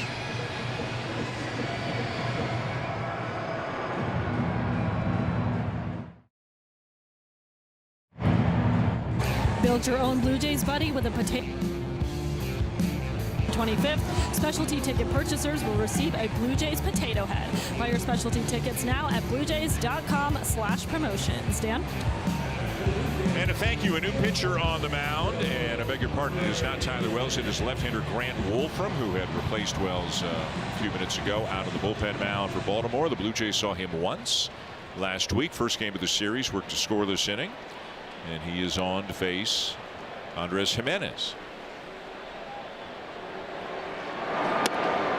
Yeah, 5-pitch mix for the 6'7", 250-pound lefty. Typically sinker to both left-handed right-handers. That's going to use that as kind of the primary pitch versus them, but it's hittable. You got to get on time and get ready. It's easy, deceptive type of motion. Reminds me a little bit of Mark Hendrickson, former Baltimore Oriole, an NBA star.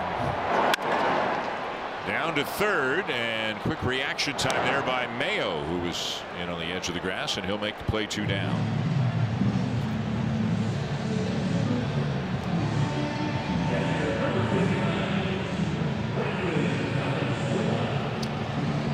Now Brandon Valenzuela, who will turn around to bat from the right side against Wolfram. He homered from the left side in his last at-bat, a 2-run shot that gave the Blue Jays a 3-1 lead. But that was short-lived as the Orioles came right back with 5 in the top of the 6th.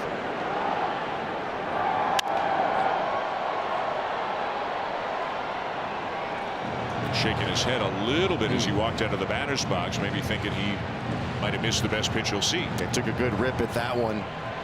Breaking ball elevated and a good pass. Starting to feel it. You can just kind of see his confidence growing with every at-bat. Chased one a little bit up there, and it's 0-2.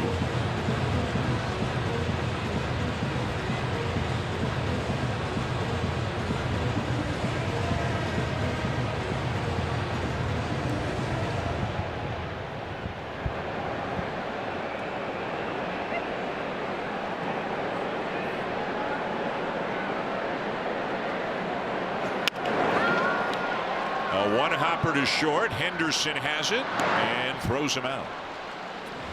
End of 7. Orioles 6 and the Blue Jays 3. And time now for a Blue Jays Central update with Jamie Campbell and Kevin Pillar.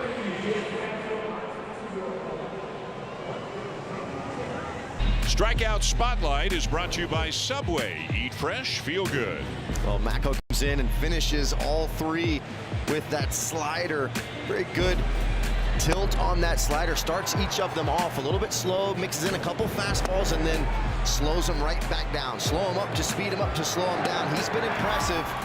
I love his mantra out there. Just doesn't seem to be faltering or wavering no matter what. Really good to see him come back and strike out the side after that leadoff walk, especially considering his last appearance, Dan, was the first appearance he's given up runs. A home run that really flipped the game. It was good to see how he responded after that devastating swing by Ozzie Albies. He showed well. Another good sign for the Blue Jays in terms of a young prospect coming up and continuing to grow. He does his job, and now top 8, it'll be Connor Siebold, making his 4th appearance as a Blue Jay this regular season. 2 of them came in the series against the Orioles last weekend. Then 1 down in Atlanta. Adley Rutschman, who has had a big night, a solo home run, a walk, and then a 2-run double. If this guy played every game of his career against the Blue Jays, he's Yogi Berra, Johnny Bench, Mike Piazza all rolled into one. He hurts the Blue Jays. We don't talk about Ryan Mountcastle much anymore. He's on the IL. He was a Blue Jay killer for a few years, not so much the last couple of years, but Rutschman has kind of picked up where he left off. Oh, run with it. Seems to always be one wearing orange and black for the Orioles. I believe Rutschman made his debut here and kind of took off running. Sometimes there's certain parks that you have certain sight lines. You just see the ball well. You get good feels from that park. Doesn't really matter who you're facing. You just got a feeling in your feet when you step into that box. Something good's going to happen.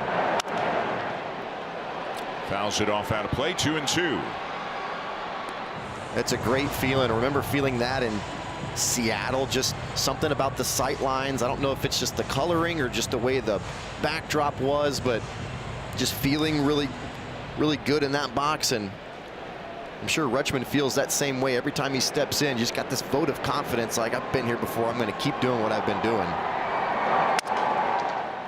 Off the end of the bat, very shallow center, and it's Adley Rutschman's night right now.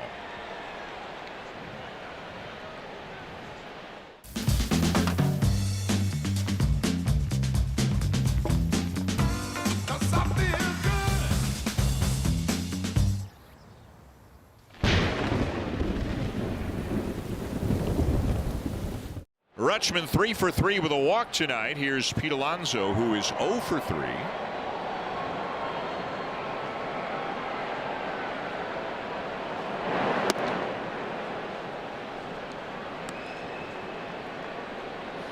By all accounts, even though he is new to the team, he has quickly become the leader of the team. And I think Chris Bassett gives him a lot on the pitching side. It was kind of felt last year they have that great young core of players, but did they have enough leadership? And they didn't get him only for leadership, but they certainly have addressed leadership by bringing in guys like Pete Alonso and Chris Bassett. He was picked off in Baltimore and kind of ended the game in terms of their threat potential, and he was sitting at his locker right after the game ready to address the media, and that's just not normal. A lot of guys will kind of dodge if there's a game shifting or game play that really draws attention to yourself. Sometimes guys will hide out in the training room and they won't want to talk. He was sitting right there, right in front, and Craig Albernaz, the first-year manager of the Baltimore Orioles, really credited him with just being a professional and showing some of these youngsters what it takes, that even when you make a play that's going to cost your team a game, you got to go out there and take responsibility, and that's just who Alonso is. He's a very good self-evaluator, very confident, but can also look in the mirror and say, I need to be better.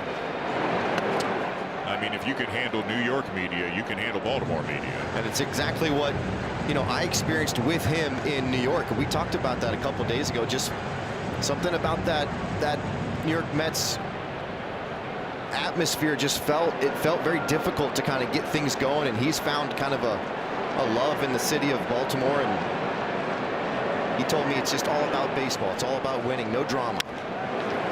He got jammed, and he's got himself a base hit. Rutschman will make the turn, so 2 softly hit balls, but it's first and third, nobody out, down to the field again in Hazel. Dan, Jeremiah Jackson pinch hit for Samuel Basallo in the 6th and promptly roped that RBI single to put the O's in front 4-3. What the Orioles tell us that Basallo left with right abdominal discomfort, so the news is not good for the Orioles. Basallo out with abdominal discomfort, guys. Hazel, thank you. Very important bat. Also their number 2 catcher behind Rutschman. And that's the kind of thing you can wake up feeling better tomorrow. That's the kind of thing could be more significant than that. So wait and see on that tonight and tomorrow from the Orioles' perspective. You like seeing, if you're Craig Albernaz, you want your pinch hitter to come off the bench with an aggressive mindset, and we certainly saw that from Jackson. Got a hanging slider and just was on time, roped it right up the middle. Infield in for the Blue Jays as Seabold falls behind 2-0. Yeah, this to me right here is sort of the game. If you can somehow find a way to wiggle out of this jam, not give up any, that's going to send a ton of energy into your clubhouse, into your dugout, especially knowing that you're leading off with the top of the order. Maybe you can kind of gain some momentum.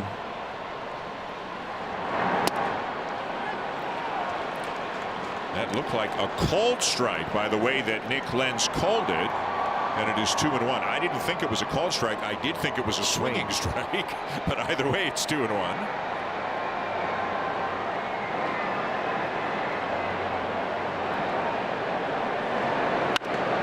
And another base hit for Jackson. And another run for the Orioles. It just kind of feels like this is exactly what the Blue Jays did in Atlanta just a night ago. Just kind of continually pressuring, staying in it, and then they find a couple mistakes and just start putting it in play, not trying to do too much. Then you get a couple guys out in front and they clip some home runs, but Another hanging slider. This is all the way on the other side of the plate. Valenzuela wanting that down and away to try and induce swing and miss. Just big league hitters, very rarely with 2 strikes, when they get breaking balls right on right, they're left over the middle and upper part of the plate. They rarely miss those. You're going to get Chase on the outer half, and it's just pure execution here. Going to find a way to stop the bleeding if they want to get back into this game. Kobe Mayo, the batter, he hit a 2-run homer to cap that 5-run 6th inning in his last at bat. Trey Savage tonight winds up giving up 6 runs, all earned, only 5 hits, 5 2/3. Almost all of the damage came in that 6th.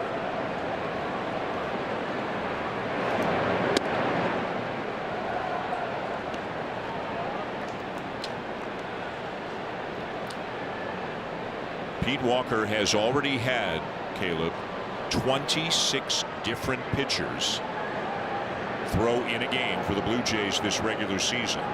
Whoa, gee. To the backstop, throw down to third, not in time. Both runners will advance on the wild pitch. You could tell right out of the hand of Seabold. It's almost as if the ball doesn't even get to home plate. Watch his reaction, trying to get on the inner lane to Mayo. Just tell ball really slipping out of his hands. A little bit of moisture possibly.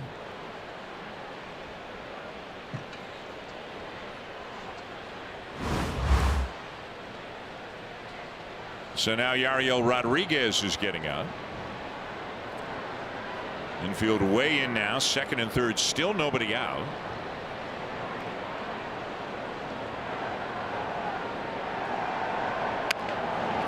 And a bouncer out to short, throw to the plate, the tag is in time.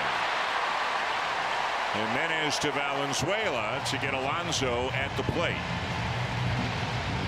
Well, 2nd, 3rd, the Orioles are going on contact. Not a ton of speed at 3rd with Alonso running. Slow developing play, but it takes a perfect throw from Jimenez. He's going to have to corral this ball and get around it to then fire. Watch how Valenzuela goes to that back corner of the plate. So many sliders are sliding towards that backside, gives him the lane, and then throws that glove towards the back corner. Good tag by Valenzuela right there.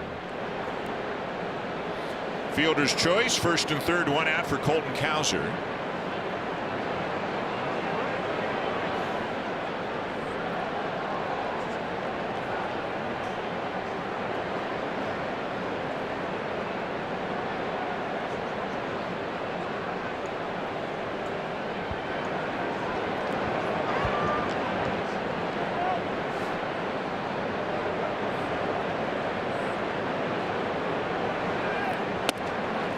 Runner from first started and stopped. Mayo back to the bag. So just to finish the thought, 26 pitchers. You get 13, right? You have 13 on a staff. So they've gone through an entire other staff so far this year. That does not include Tyler Heineman, who pitched as a position player, and it does not include Simeon Woods Richardson, who's on the team but hasn't pitched yet. Because of the injuries, there has been the major factor. There has been an incredible amount of turnover on this pitching staff this year. And again, some of the injured guys should be coming back soon. Cease, Scherzer, Bieber, Nance, hopefully Jimmy Garcia not long after. But I mean, it seems like a roster move a day almost on the pitching side. Well, and it's incredible considering what they started with in spring training. I remember doing a spring training game with you, and we thought there might be 1 spot available. Everyone was locked down. Lined into right center, a base hit for Cowser.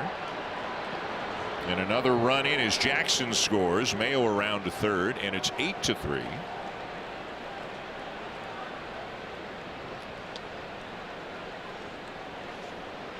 And Pete Walker is on that phone again. Pretty good swing by Cowser. About 3rd pass he's made today that have been right on it. Since May 17th, he's 13 for 39, 4 homers. He's really starting to heat up, and that's the bat in the Oriole lineup that they've really kind of been missing. If he starts heating up, it really lengthens that lineup out for the Orioles.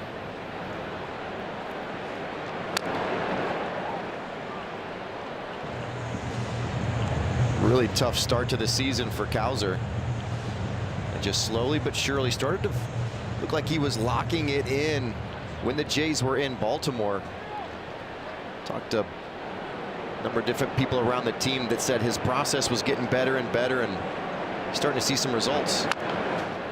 Chopper off the bat of Tavares. The only play is to first. They'll get an out there, but another run comes in, and it's 9-3.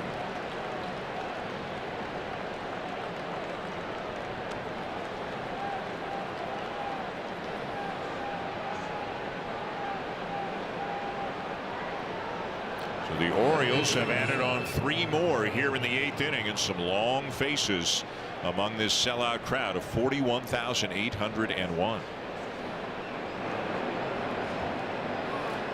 Now Jackson Holliday.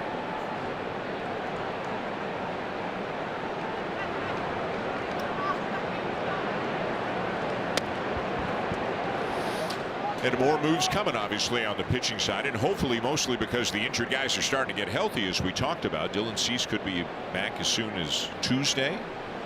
Who knows? Max Scherzer might make his next start of the majors. Bieber getting closer. Nance pitched in Buffalo tonight.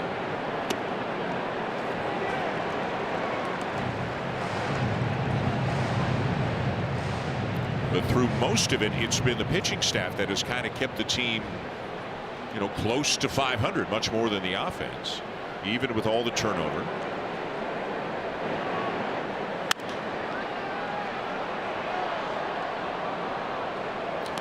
Spencer Miles has been very, very good. Of course, the last one in Baltimore was the first kind of rough spot for him, but he's going to be a big part of it tomorrow. We don't know the role, but he'll get multiple innings. Dylan Cease, if the hamstring is good in a day or two, could start here next week against the Phillies. Grounded out to second, and that'll do it, but the Orioles add on 3 more runs.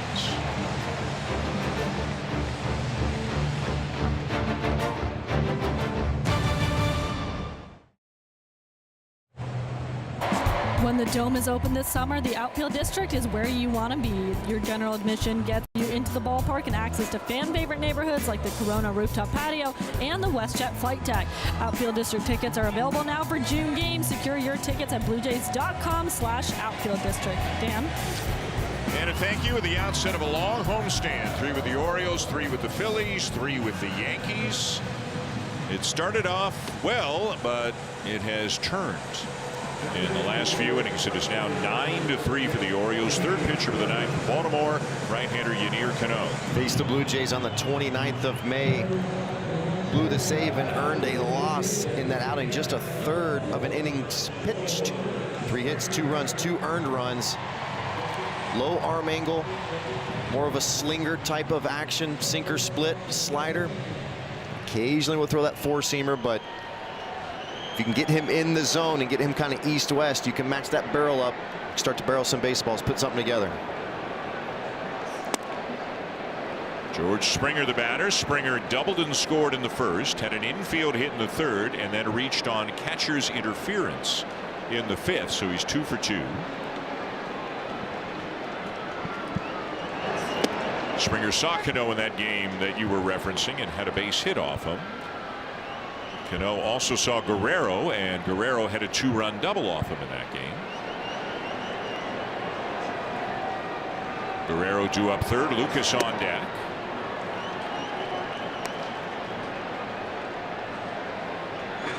Tough inning for Connor Seabold. Some tough luck at the beginning, a couple of bloop singles, but then the Orioles started squaring him up and scored 3 runs.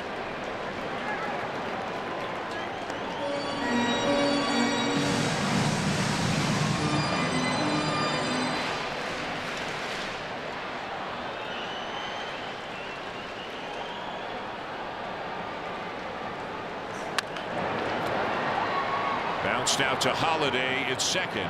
1 down. Catch every pitch with Canada's most reliable 5G Plus network and best 5G Plus network. Rogers, we got you. Nathan Lucas, the batter, is 0 for 3. Came into the game on an 11-game hitting streak, the second longest active streak in the majors.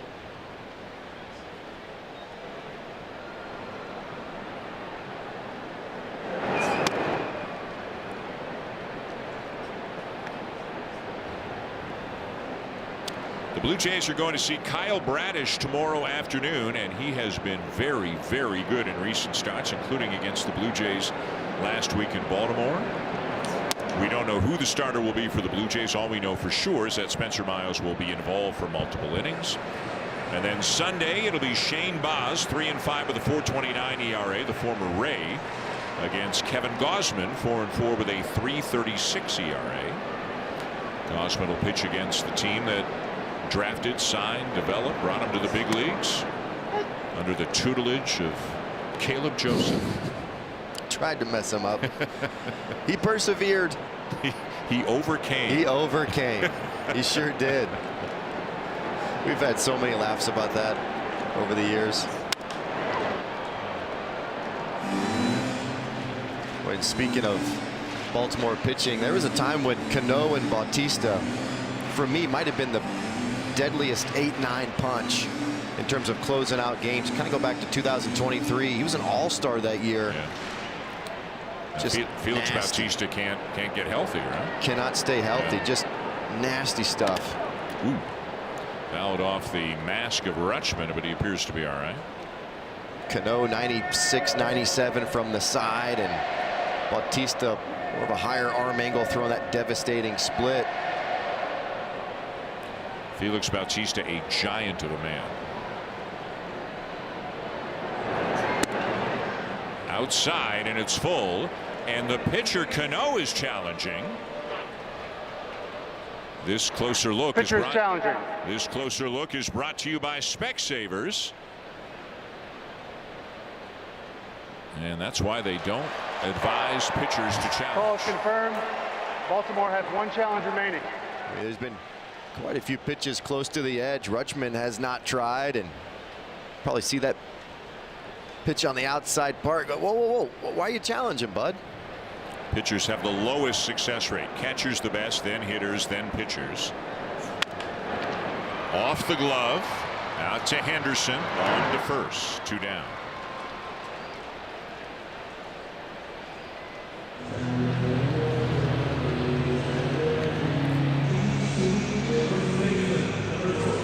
So now Cano to face Guerrero, who is 0 for 2, drove in a run with a sac fly in the first. You know, this could be a big at bat right here. You know, the game's a little bit out of hand. You're 2 outs.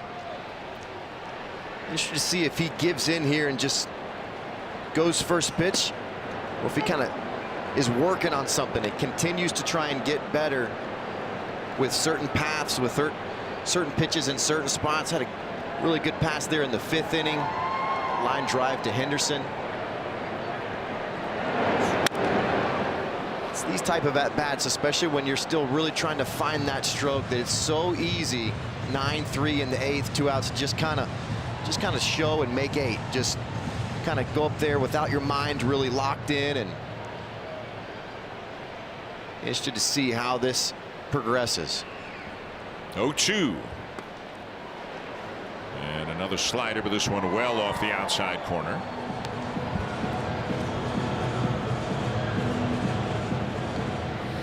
That kind of says it all. 9-3 Orioles here in the 8th.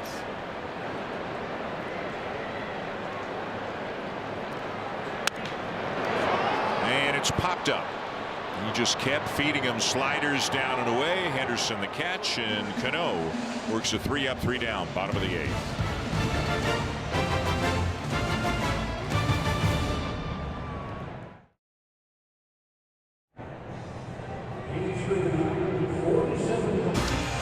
Next game in this series comes your way tomorrow afternoon. Blue Jays Central at 2:30 Eastern Time. First pitch at 3:07. As we told you, Kyle Bradish, a tough customer on the mound for the Orioles. TBD on who starts for the Blue Jays.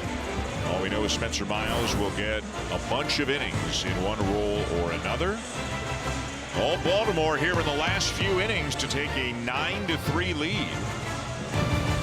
These two teams entered play tonight with identical 30-33 records, each of them just one half game out of the final wild card spot, if you can believe that, for sub 500 teams, with Baltimore on their way to moving a game ahead of the Blue Jays as Yariel Rodriguez enters the game. 10th game for Rodriguez. It's all about breaking ball shape and consistency in that shape for me, and his attack mode. Does he come out on attack? I'll be looking for those two things in this appearance. But yeah, Dan, these two teams are so similar, just kind of how they've tried to keep their head above water this season while they kind of get healthy and figure out what their team identities are, and they're kind of doing it two different ways. In terms of Baltimore is obviously known for their offense, and they're just trying to make sure that they can have solid pitching around that, whereas here in Toronto it's obviously about that offense and trying to really shore up that offense, hoping that some of those bats kind of enter back in, they kind of find their groove. But very similar teams in kind of where they want to go, how they're built, but just haven't really been able to find that consistency in taking off. One step forward, 2 steps back, 2 steps forward, 1 step back, and they find themselves just right in that middle zone. The thing about the Blue Jay offense, we've talked a lot about the pitchers who several of them appear to be on the verge of coming back. The only hitter who's getting pretty close is Alejandro Kirk. Addison Barger hasn't started a rehab assignment yet. Hopefully he will, but there's no timeline right now. You don't know, and it's an elbow thing, and you don't know. Hopefully he comes back and looks like himself, because he can be a huge part of the offense. Man, the Orioles have the jam shot down to a science tonight. Not to say they haven't hit some hard hit balls too, but they've had several of those. But to improve the offense, Kirk obviously will help, assuming he is sound. But the rest of it falls on the guys who are already here. That's what manager John Schneider said. He said, now is the time. With the guys we have here, it's not that a couple guys show up and it's all rainbows and butterflies. Most of the answers are inside that clubhouse and in that dugout right now. And so continuing to find out who you are and bring that consistency. And talking to Lou Iannotti about that yesterday in Atlanta, he talked a lot about looking under the hood with this offense, and they're very similar in terms of how they were producing last year. But the biggest thing was being on base and creating traffic, and they did that in the finale versus the Braves. Tried to do that early on in this game, and it's just about continuing to push it across important at-bats. And another base hit as Henderson finds a hole, and Ward's going to come around to third.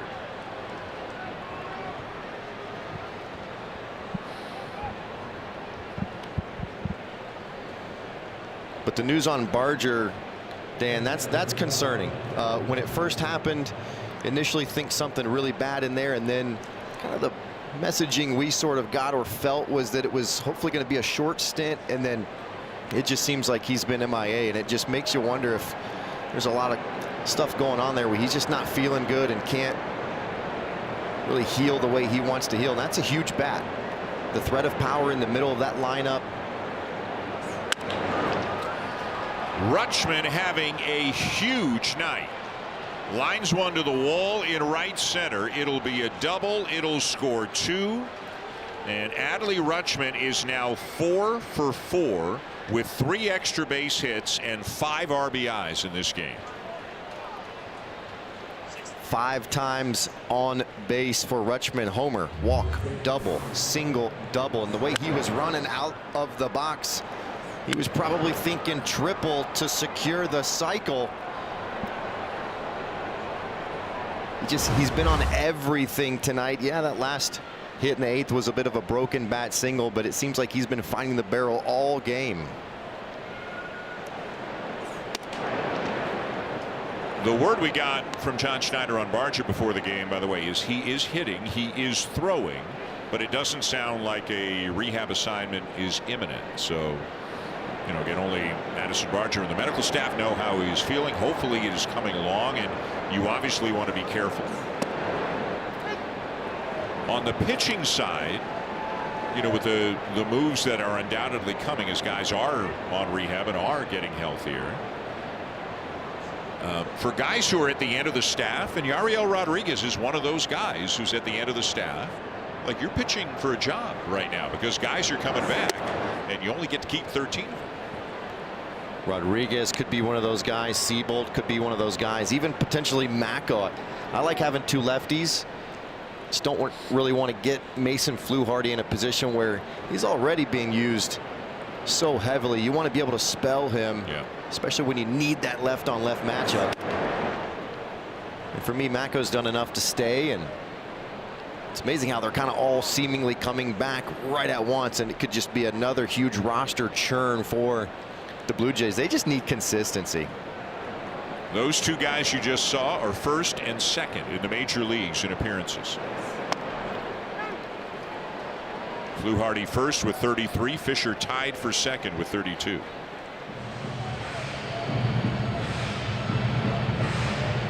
And a huge reason why they're even still in the position they're in. They've just been so consistent, so valuable. And the fact that they've held up as long as they have has been pretty impressive with all the usage they've had.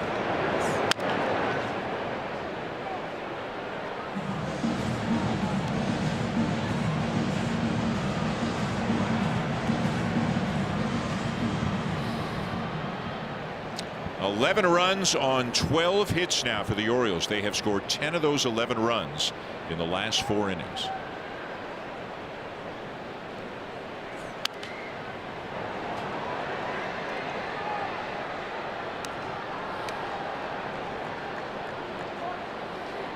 Rodriguez at about this time last year was a high leverage guy for the Blue Jays. 7th inning, 8th inning, somewhere in there, and it just went south on him in the second half of the season.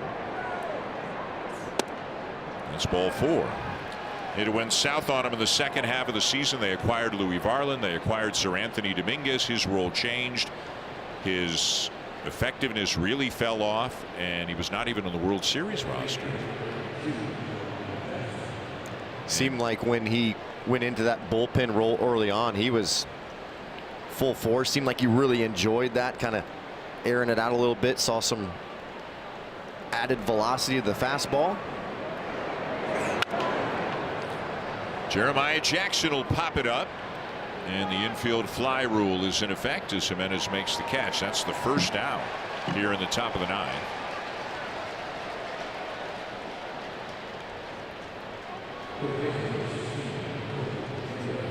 Yeah, you're right. You almost forget that a couple of years ago the plan seemed to be make him a starter, and then he just couldn't sustain that through enough innings, so then they turned him into a reliever. At times very effective, but lots of ups and downs, lots of inconsistency. And now just pitching to try to stay in the big leagues. Started off down in the minors, and you know, as you look at how many guys appear to be coming back, the same number of guys got to go.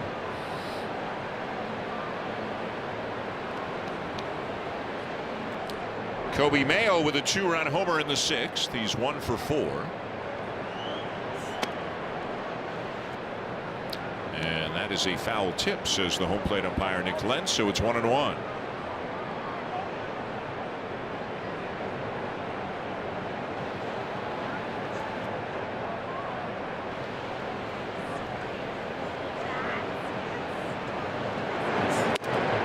Swings through a high fastball, 1-2. You see the velocity there, 96, plenty good enough for him to have success. What's holding him back? It's just the consistency in terms of if he's going to the outer half with that fastball. Sometimes he'll miss arm side on the inner half, the shapes and locations. And I've always loved his stuff. A little natural cut right there on a fastball. I just really wish that he could eventually get to a point where he has one consistent windup and just really focuses on the actual location and then sequencing those pitches up, because when you look at his stuff from behind, and I watched him from behind, it was elite, it was electric. And a breaking ball on the inside corner surprises Mayo for strike 3 call. But a pitch like that, Valenzuela's on the outer half and it kind of leaks back over the inner part of the plate. It is a freeze pitch, or sometimes you can get some freeze on the inner half. See the belt buckle moving backwards, but the consistency and just locating that pitch in certain areas, once you find that or have that as a catcher, you can really start to sequence things. But if you're set up inside, you miss away, it throws off the entire sequence, and then you've just got uncompetitive pitches from time to time, and a lot of that has to do with confidence. We've seen Yariel when he really gets going, he's comes off the mound and has that big fist pump and is excited, and you can just kind of tell right from the first pitch or two if he's kind of got that dog-eat-dog type of mentality.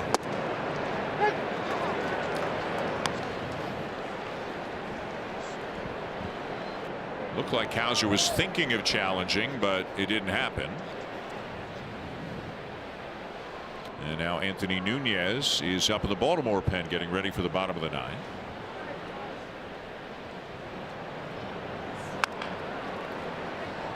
Over Rodriguez, charged by Jimenez, and he did not have a good grip on the ball, so couldn't get anything on the throw, and that'll load the bases. It'll be an infield hit for Cowser. Just seems like everything the Orioles are swinging at's turning into a hit. You can see the exchange, see how the ball is on the tips of the fingers, and when you're not all the way around that baseball, it's going to be very difficult to get anything on it. Almost throws a knuckle curve over there. It's just how it's going tonight for the Blue Jays.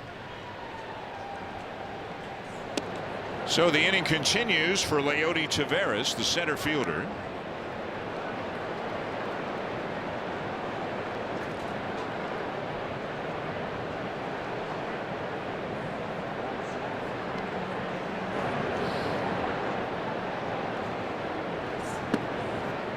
And Rodriguez falls behind 2-0.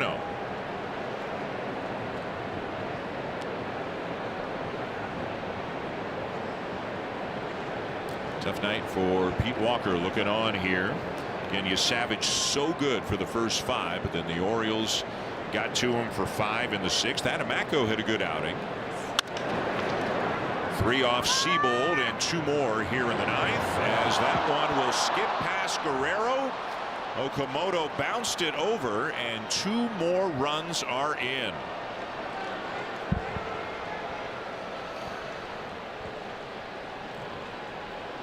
Well, the speed of the ball just kind of put Okamoto on his heels a little bit, tried to corral it and then create some momentum going forward. Typically a very accurate thrower, but just sees Taveras down the line, just spikes it. Glad he's not able to come up with the pick. It's an error on Okamoto, and John Schneider is on the mound. He has taken the ball from Yariel Rodriguez, and something we've seen before is happening again as Tyler Heineman is coming in an effort to get the final out here.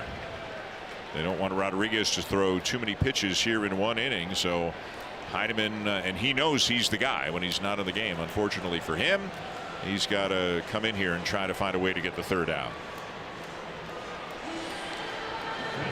Just try and throw strikes, get 1 more out, get your team back in the dugout. It's the 3rd time this year that Heineman will pitch.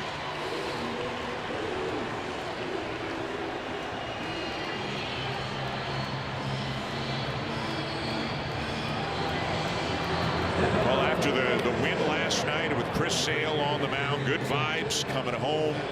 Hadn't been home in over a week. Division rival coming in. Started off great, but man, just not the way they wanted to end this at all. And another, to paraphrase Kevin Gausman, but another example of 1 step forward, 1 step back.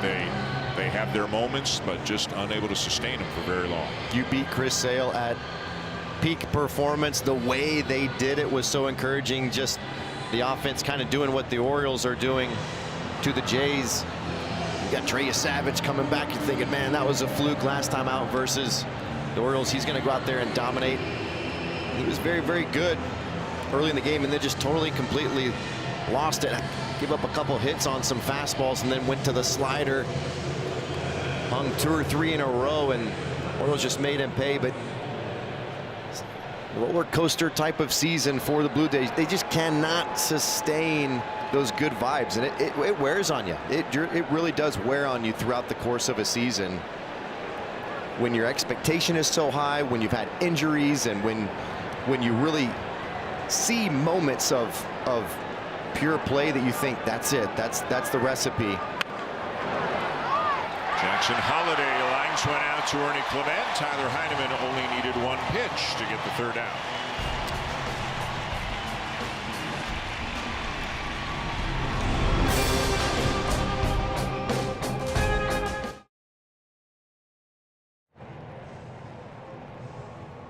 Opening game of this series in convincing fashion. They have just kept adding on here in the late innings. They're up by 10 right now, going to the bottom of the 9th. And the new pitcher for the Orioles, right-hander Anthony Nunez. 24-year-old faced Toronto twice in that 4-game series. 1 1/3 total in those 2 appearances. 3 runs, 3 strikeouts. See the ERA just under 5.5. 10 K per 9. Tougher on lefties than righties, and Blaze Alexander checks in at shortstop for Gunnar Henderson to finish off the 9th inning of this game.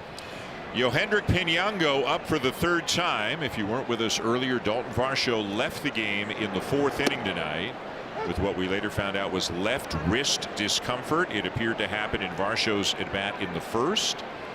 He stayed in the game even after he felt it, played a couple of more innings of defense, but came out when it came time to hit again. Perhaps John Schneider with an update after the game tonight.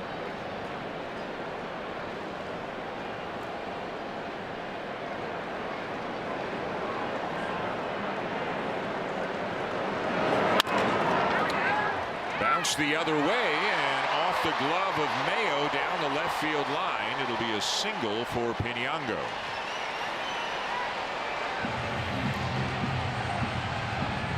Off the end of the bat, sounded like it might have cracked the bat of Pinango, but I love his bat path. Direct to the baseball, down through it. Bit of an old school type of swing. You see Mayo drifted over in that 6-hole and just cannot corral it. Now Ernie Clement, who is 0 for 3, and a rarity for Clement. 2 strikeouts, first time since August of last year. He has struck out twice in a game. As we mentioned earlier, came into the game with the lowest strikeout rate in the American League among qualified hitters.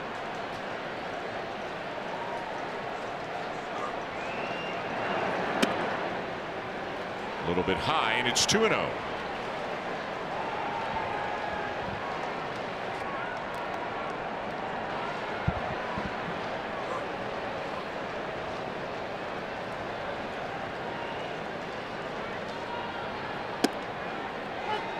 In there at the knees, 2-1.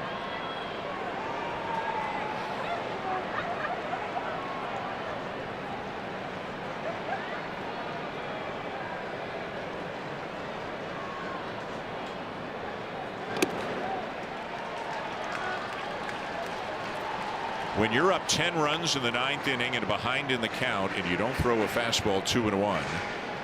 Either you really respect the hitter's ability to hit a fastball, or you're not following the game plan. That's just where the game is in 2026.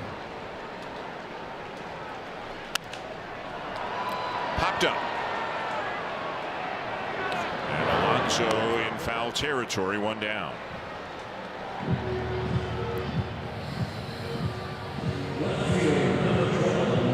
So now Jesus Sanchez, and it was back in the 6th inning when it was a much different situation. It was 6-3 at the time for the Orioles. 2 outs, nobody on, and Sanchez hit a ball very hard into the right field corner. So hard it bounced off the wall, sharply caromed right to Cowser, and Sanchez was out by a mile at second base. Kevin Pillar talked about it on the Blue Jays Central hit earlier. You got to play the scoreboard too. If you're up 3, it's a little bit different than you're down 3. And Sanchez had the play in front of him, was watching the ball, and I mean, you could see how quickly it got to Cowser, and just a base running mistake that cost him a base runner in the bottom of the 6th. It's not the biggest thing that's gone wrong tonight, but it's on the list. Yep, and those are the inches that John Schneider continually talks about. And if you just kind of get in the mode of playing that way, you can't just flip the switch on and off and say, okay, now that everybody's back, now that we're grooving, we're going to play a certain way. And I think what I don't like about it, it seems preset, almost like I'm going no matter what. And you can't play the game with reckless abandon, especially considering where you are in the season, where your team is. Blue Jays have been able to rally from time to time, and you just never know what continual traffic does, and giving away outs on the bases will drive a manager crazy. You only get 27 of them every single night. You only get 27, and they're precious. They are precious outs. Make that other team earn it. Yes, it was a great throw from Cowser in right field, but the play's in front of you the entire time. You don't need a base coach to tell you whether or not you're going. And what's concerning for me is it just felt preset. And the minute you saw that throw from Cowser in the air in that direction, you got to slam on the brakes and turn back around. You have to. You have to. There's nothing indicating that you should keep going. I mean, it's the timing of the Major League game. And it's not his first year. He's been around for a long time. And those are the type of things that they have got to clean up. And I told you, it's happening with regularity. And is it the reason they're losing this game? No. But you cannot flip the switch and decide to play a certain way whenever you want. You gotta find that moxie. You gotta find that style, that type of play that you want, and just continue to play with that way for an entire season. Which is what they did last year. Not to always push it back to last year, but the 26 guys they had last year all bought in on the style of the play, and the whole was greater than the sum of the parts because of it.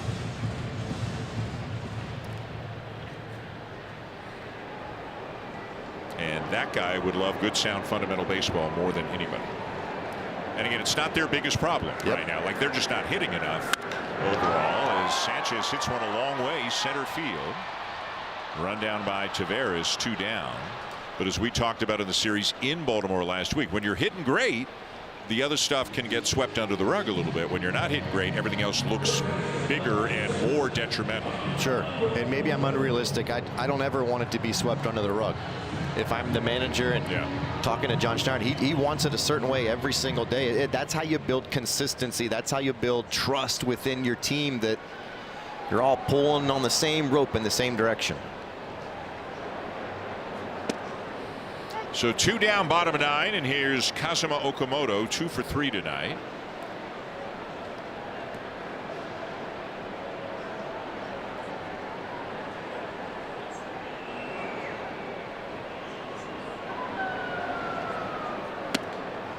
Oh, and 2.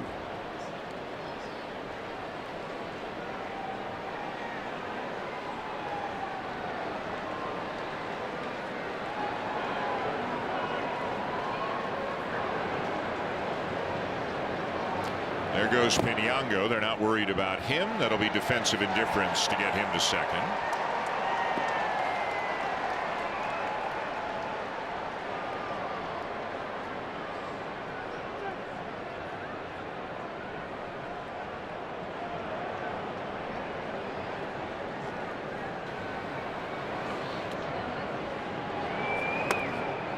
And that's it. Okamoto waves at a ball in the other batter's box, and that will end the ball game.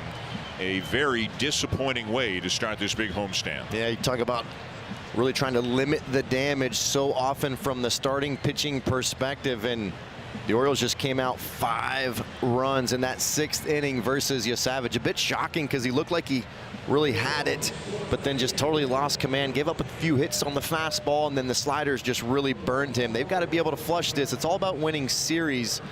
They've got 2 more games, but again, the roller coaster up and down, feel good to then not so good, continues for the Blue Jays. Got to find a way to lose this one quickly and get back on track. We are back with you tomorrow afternoon, Blue Jays Central at 2:30 Eastern time. First pitch at 3:07. Time now for Sports at Central, brought to you by KFC. Here are Tim and Jesse.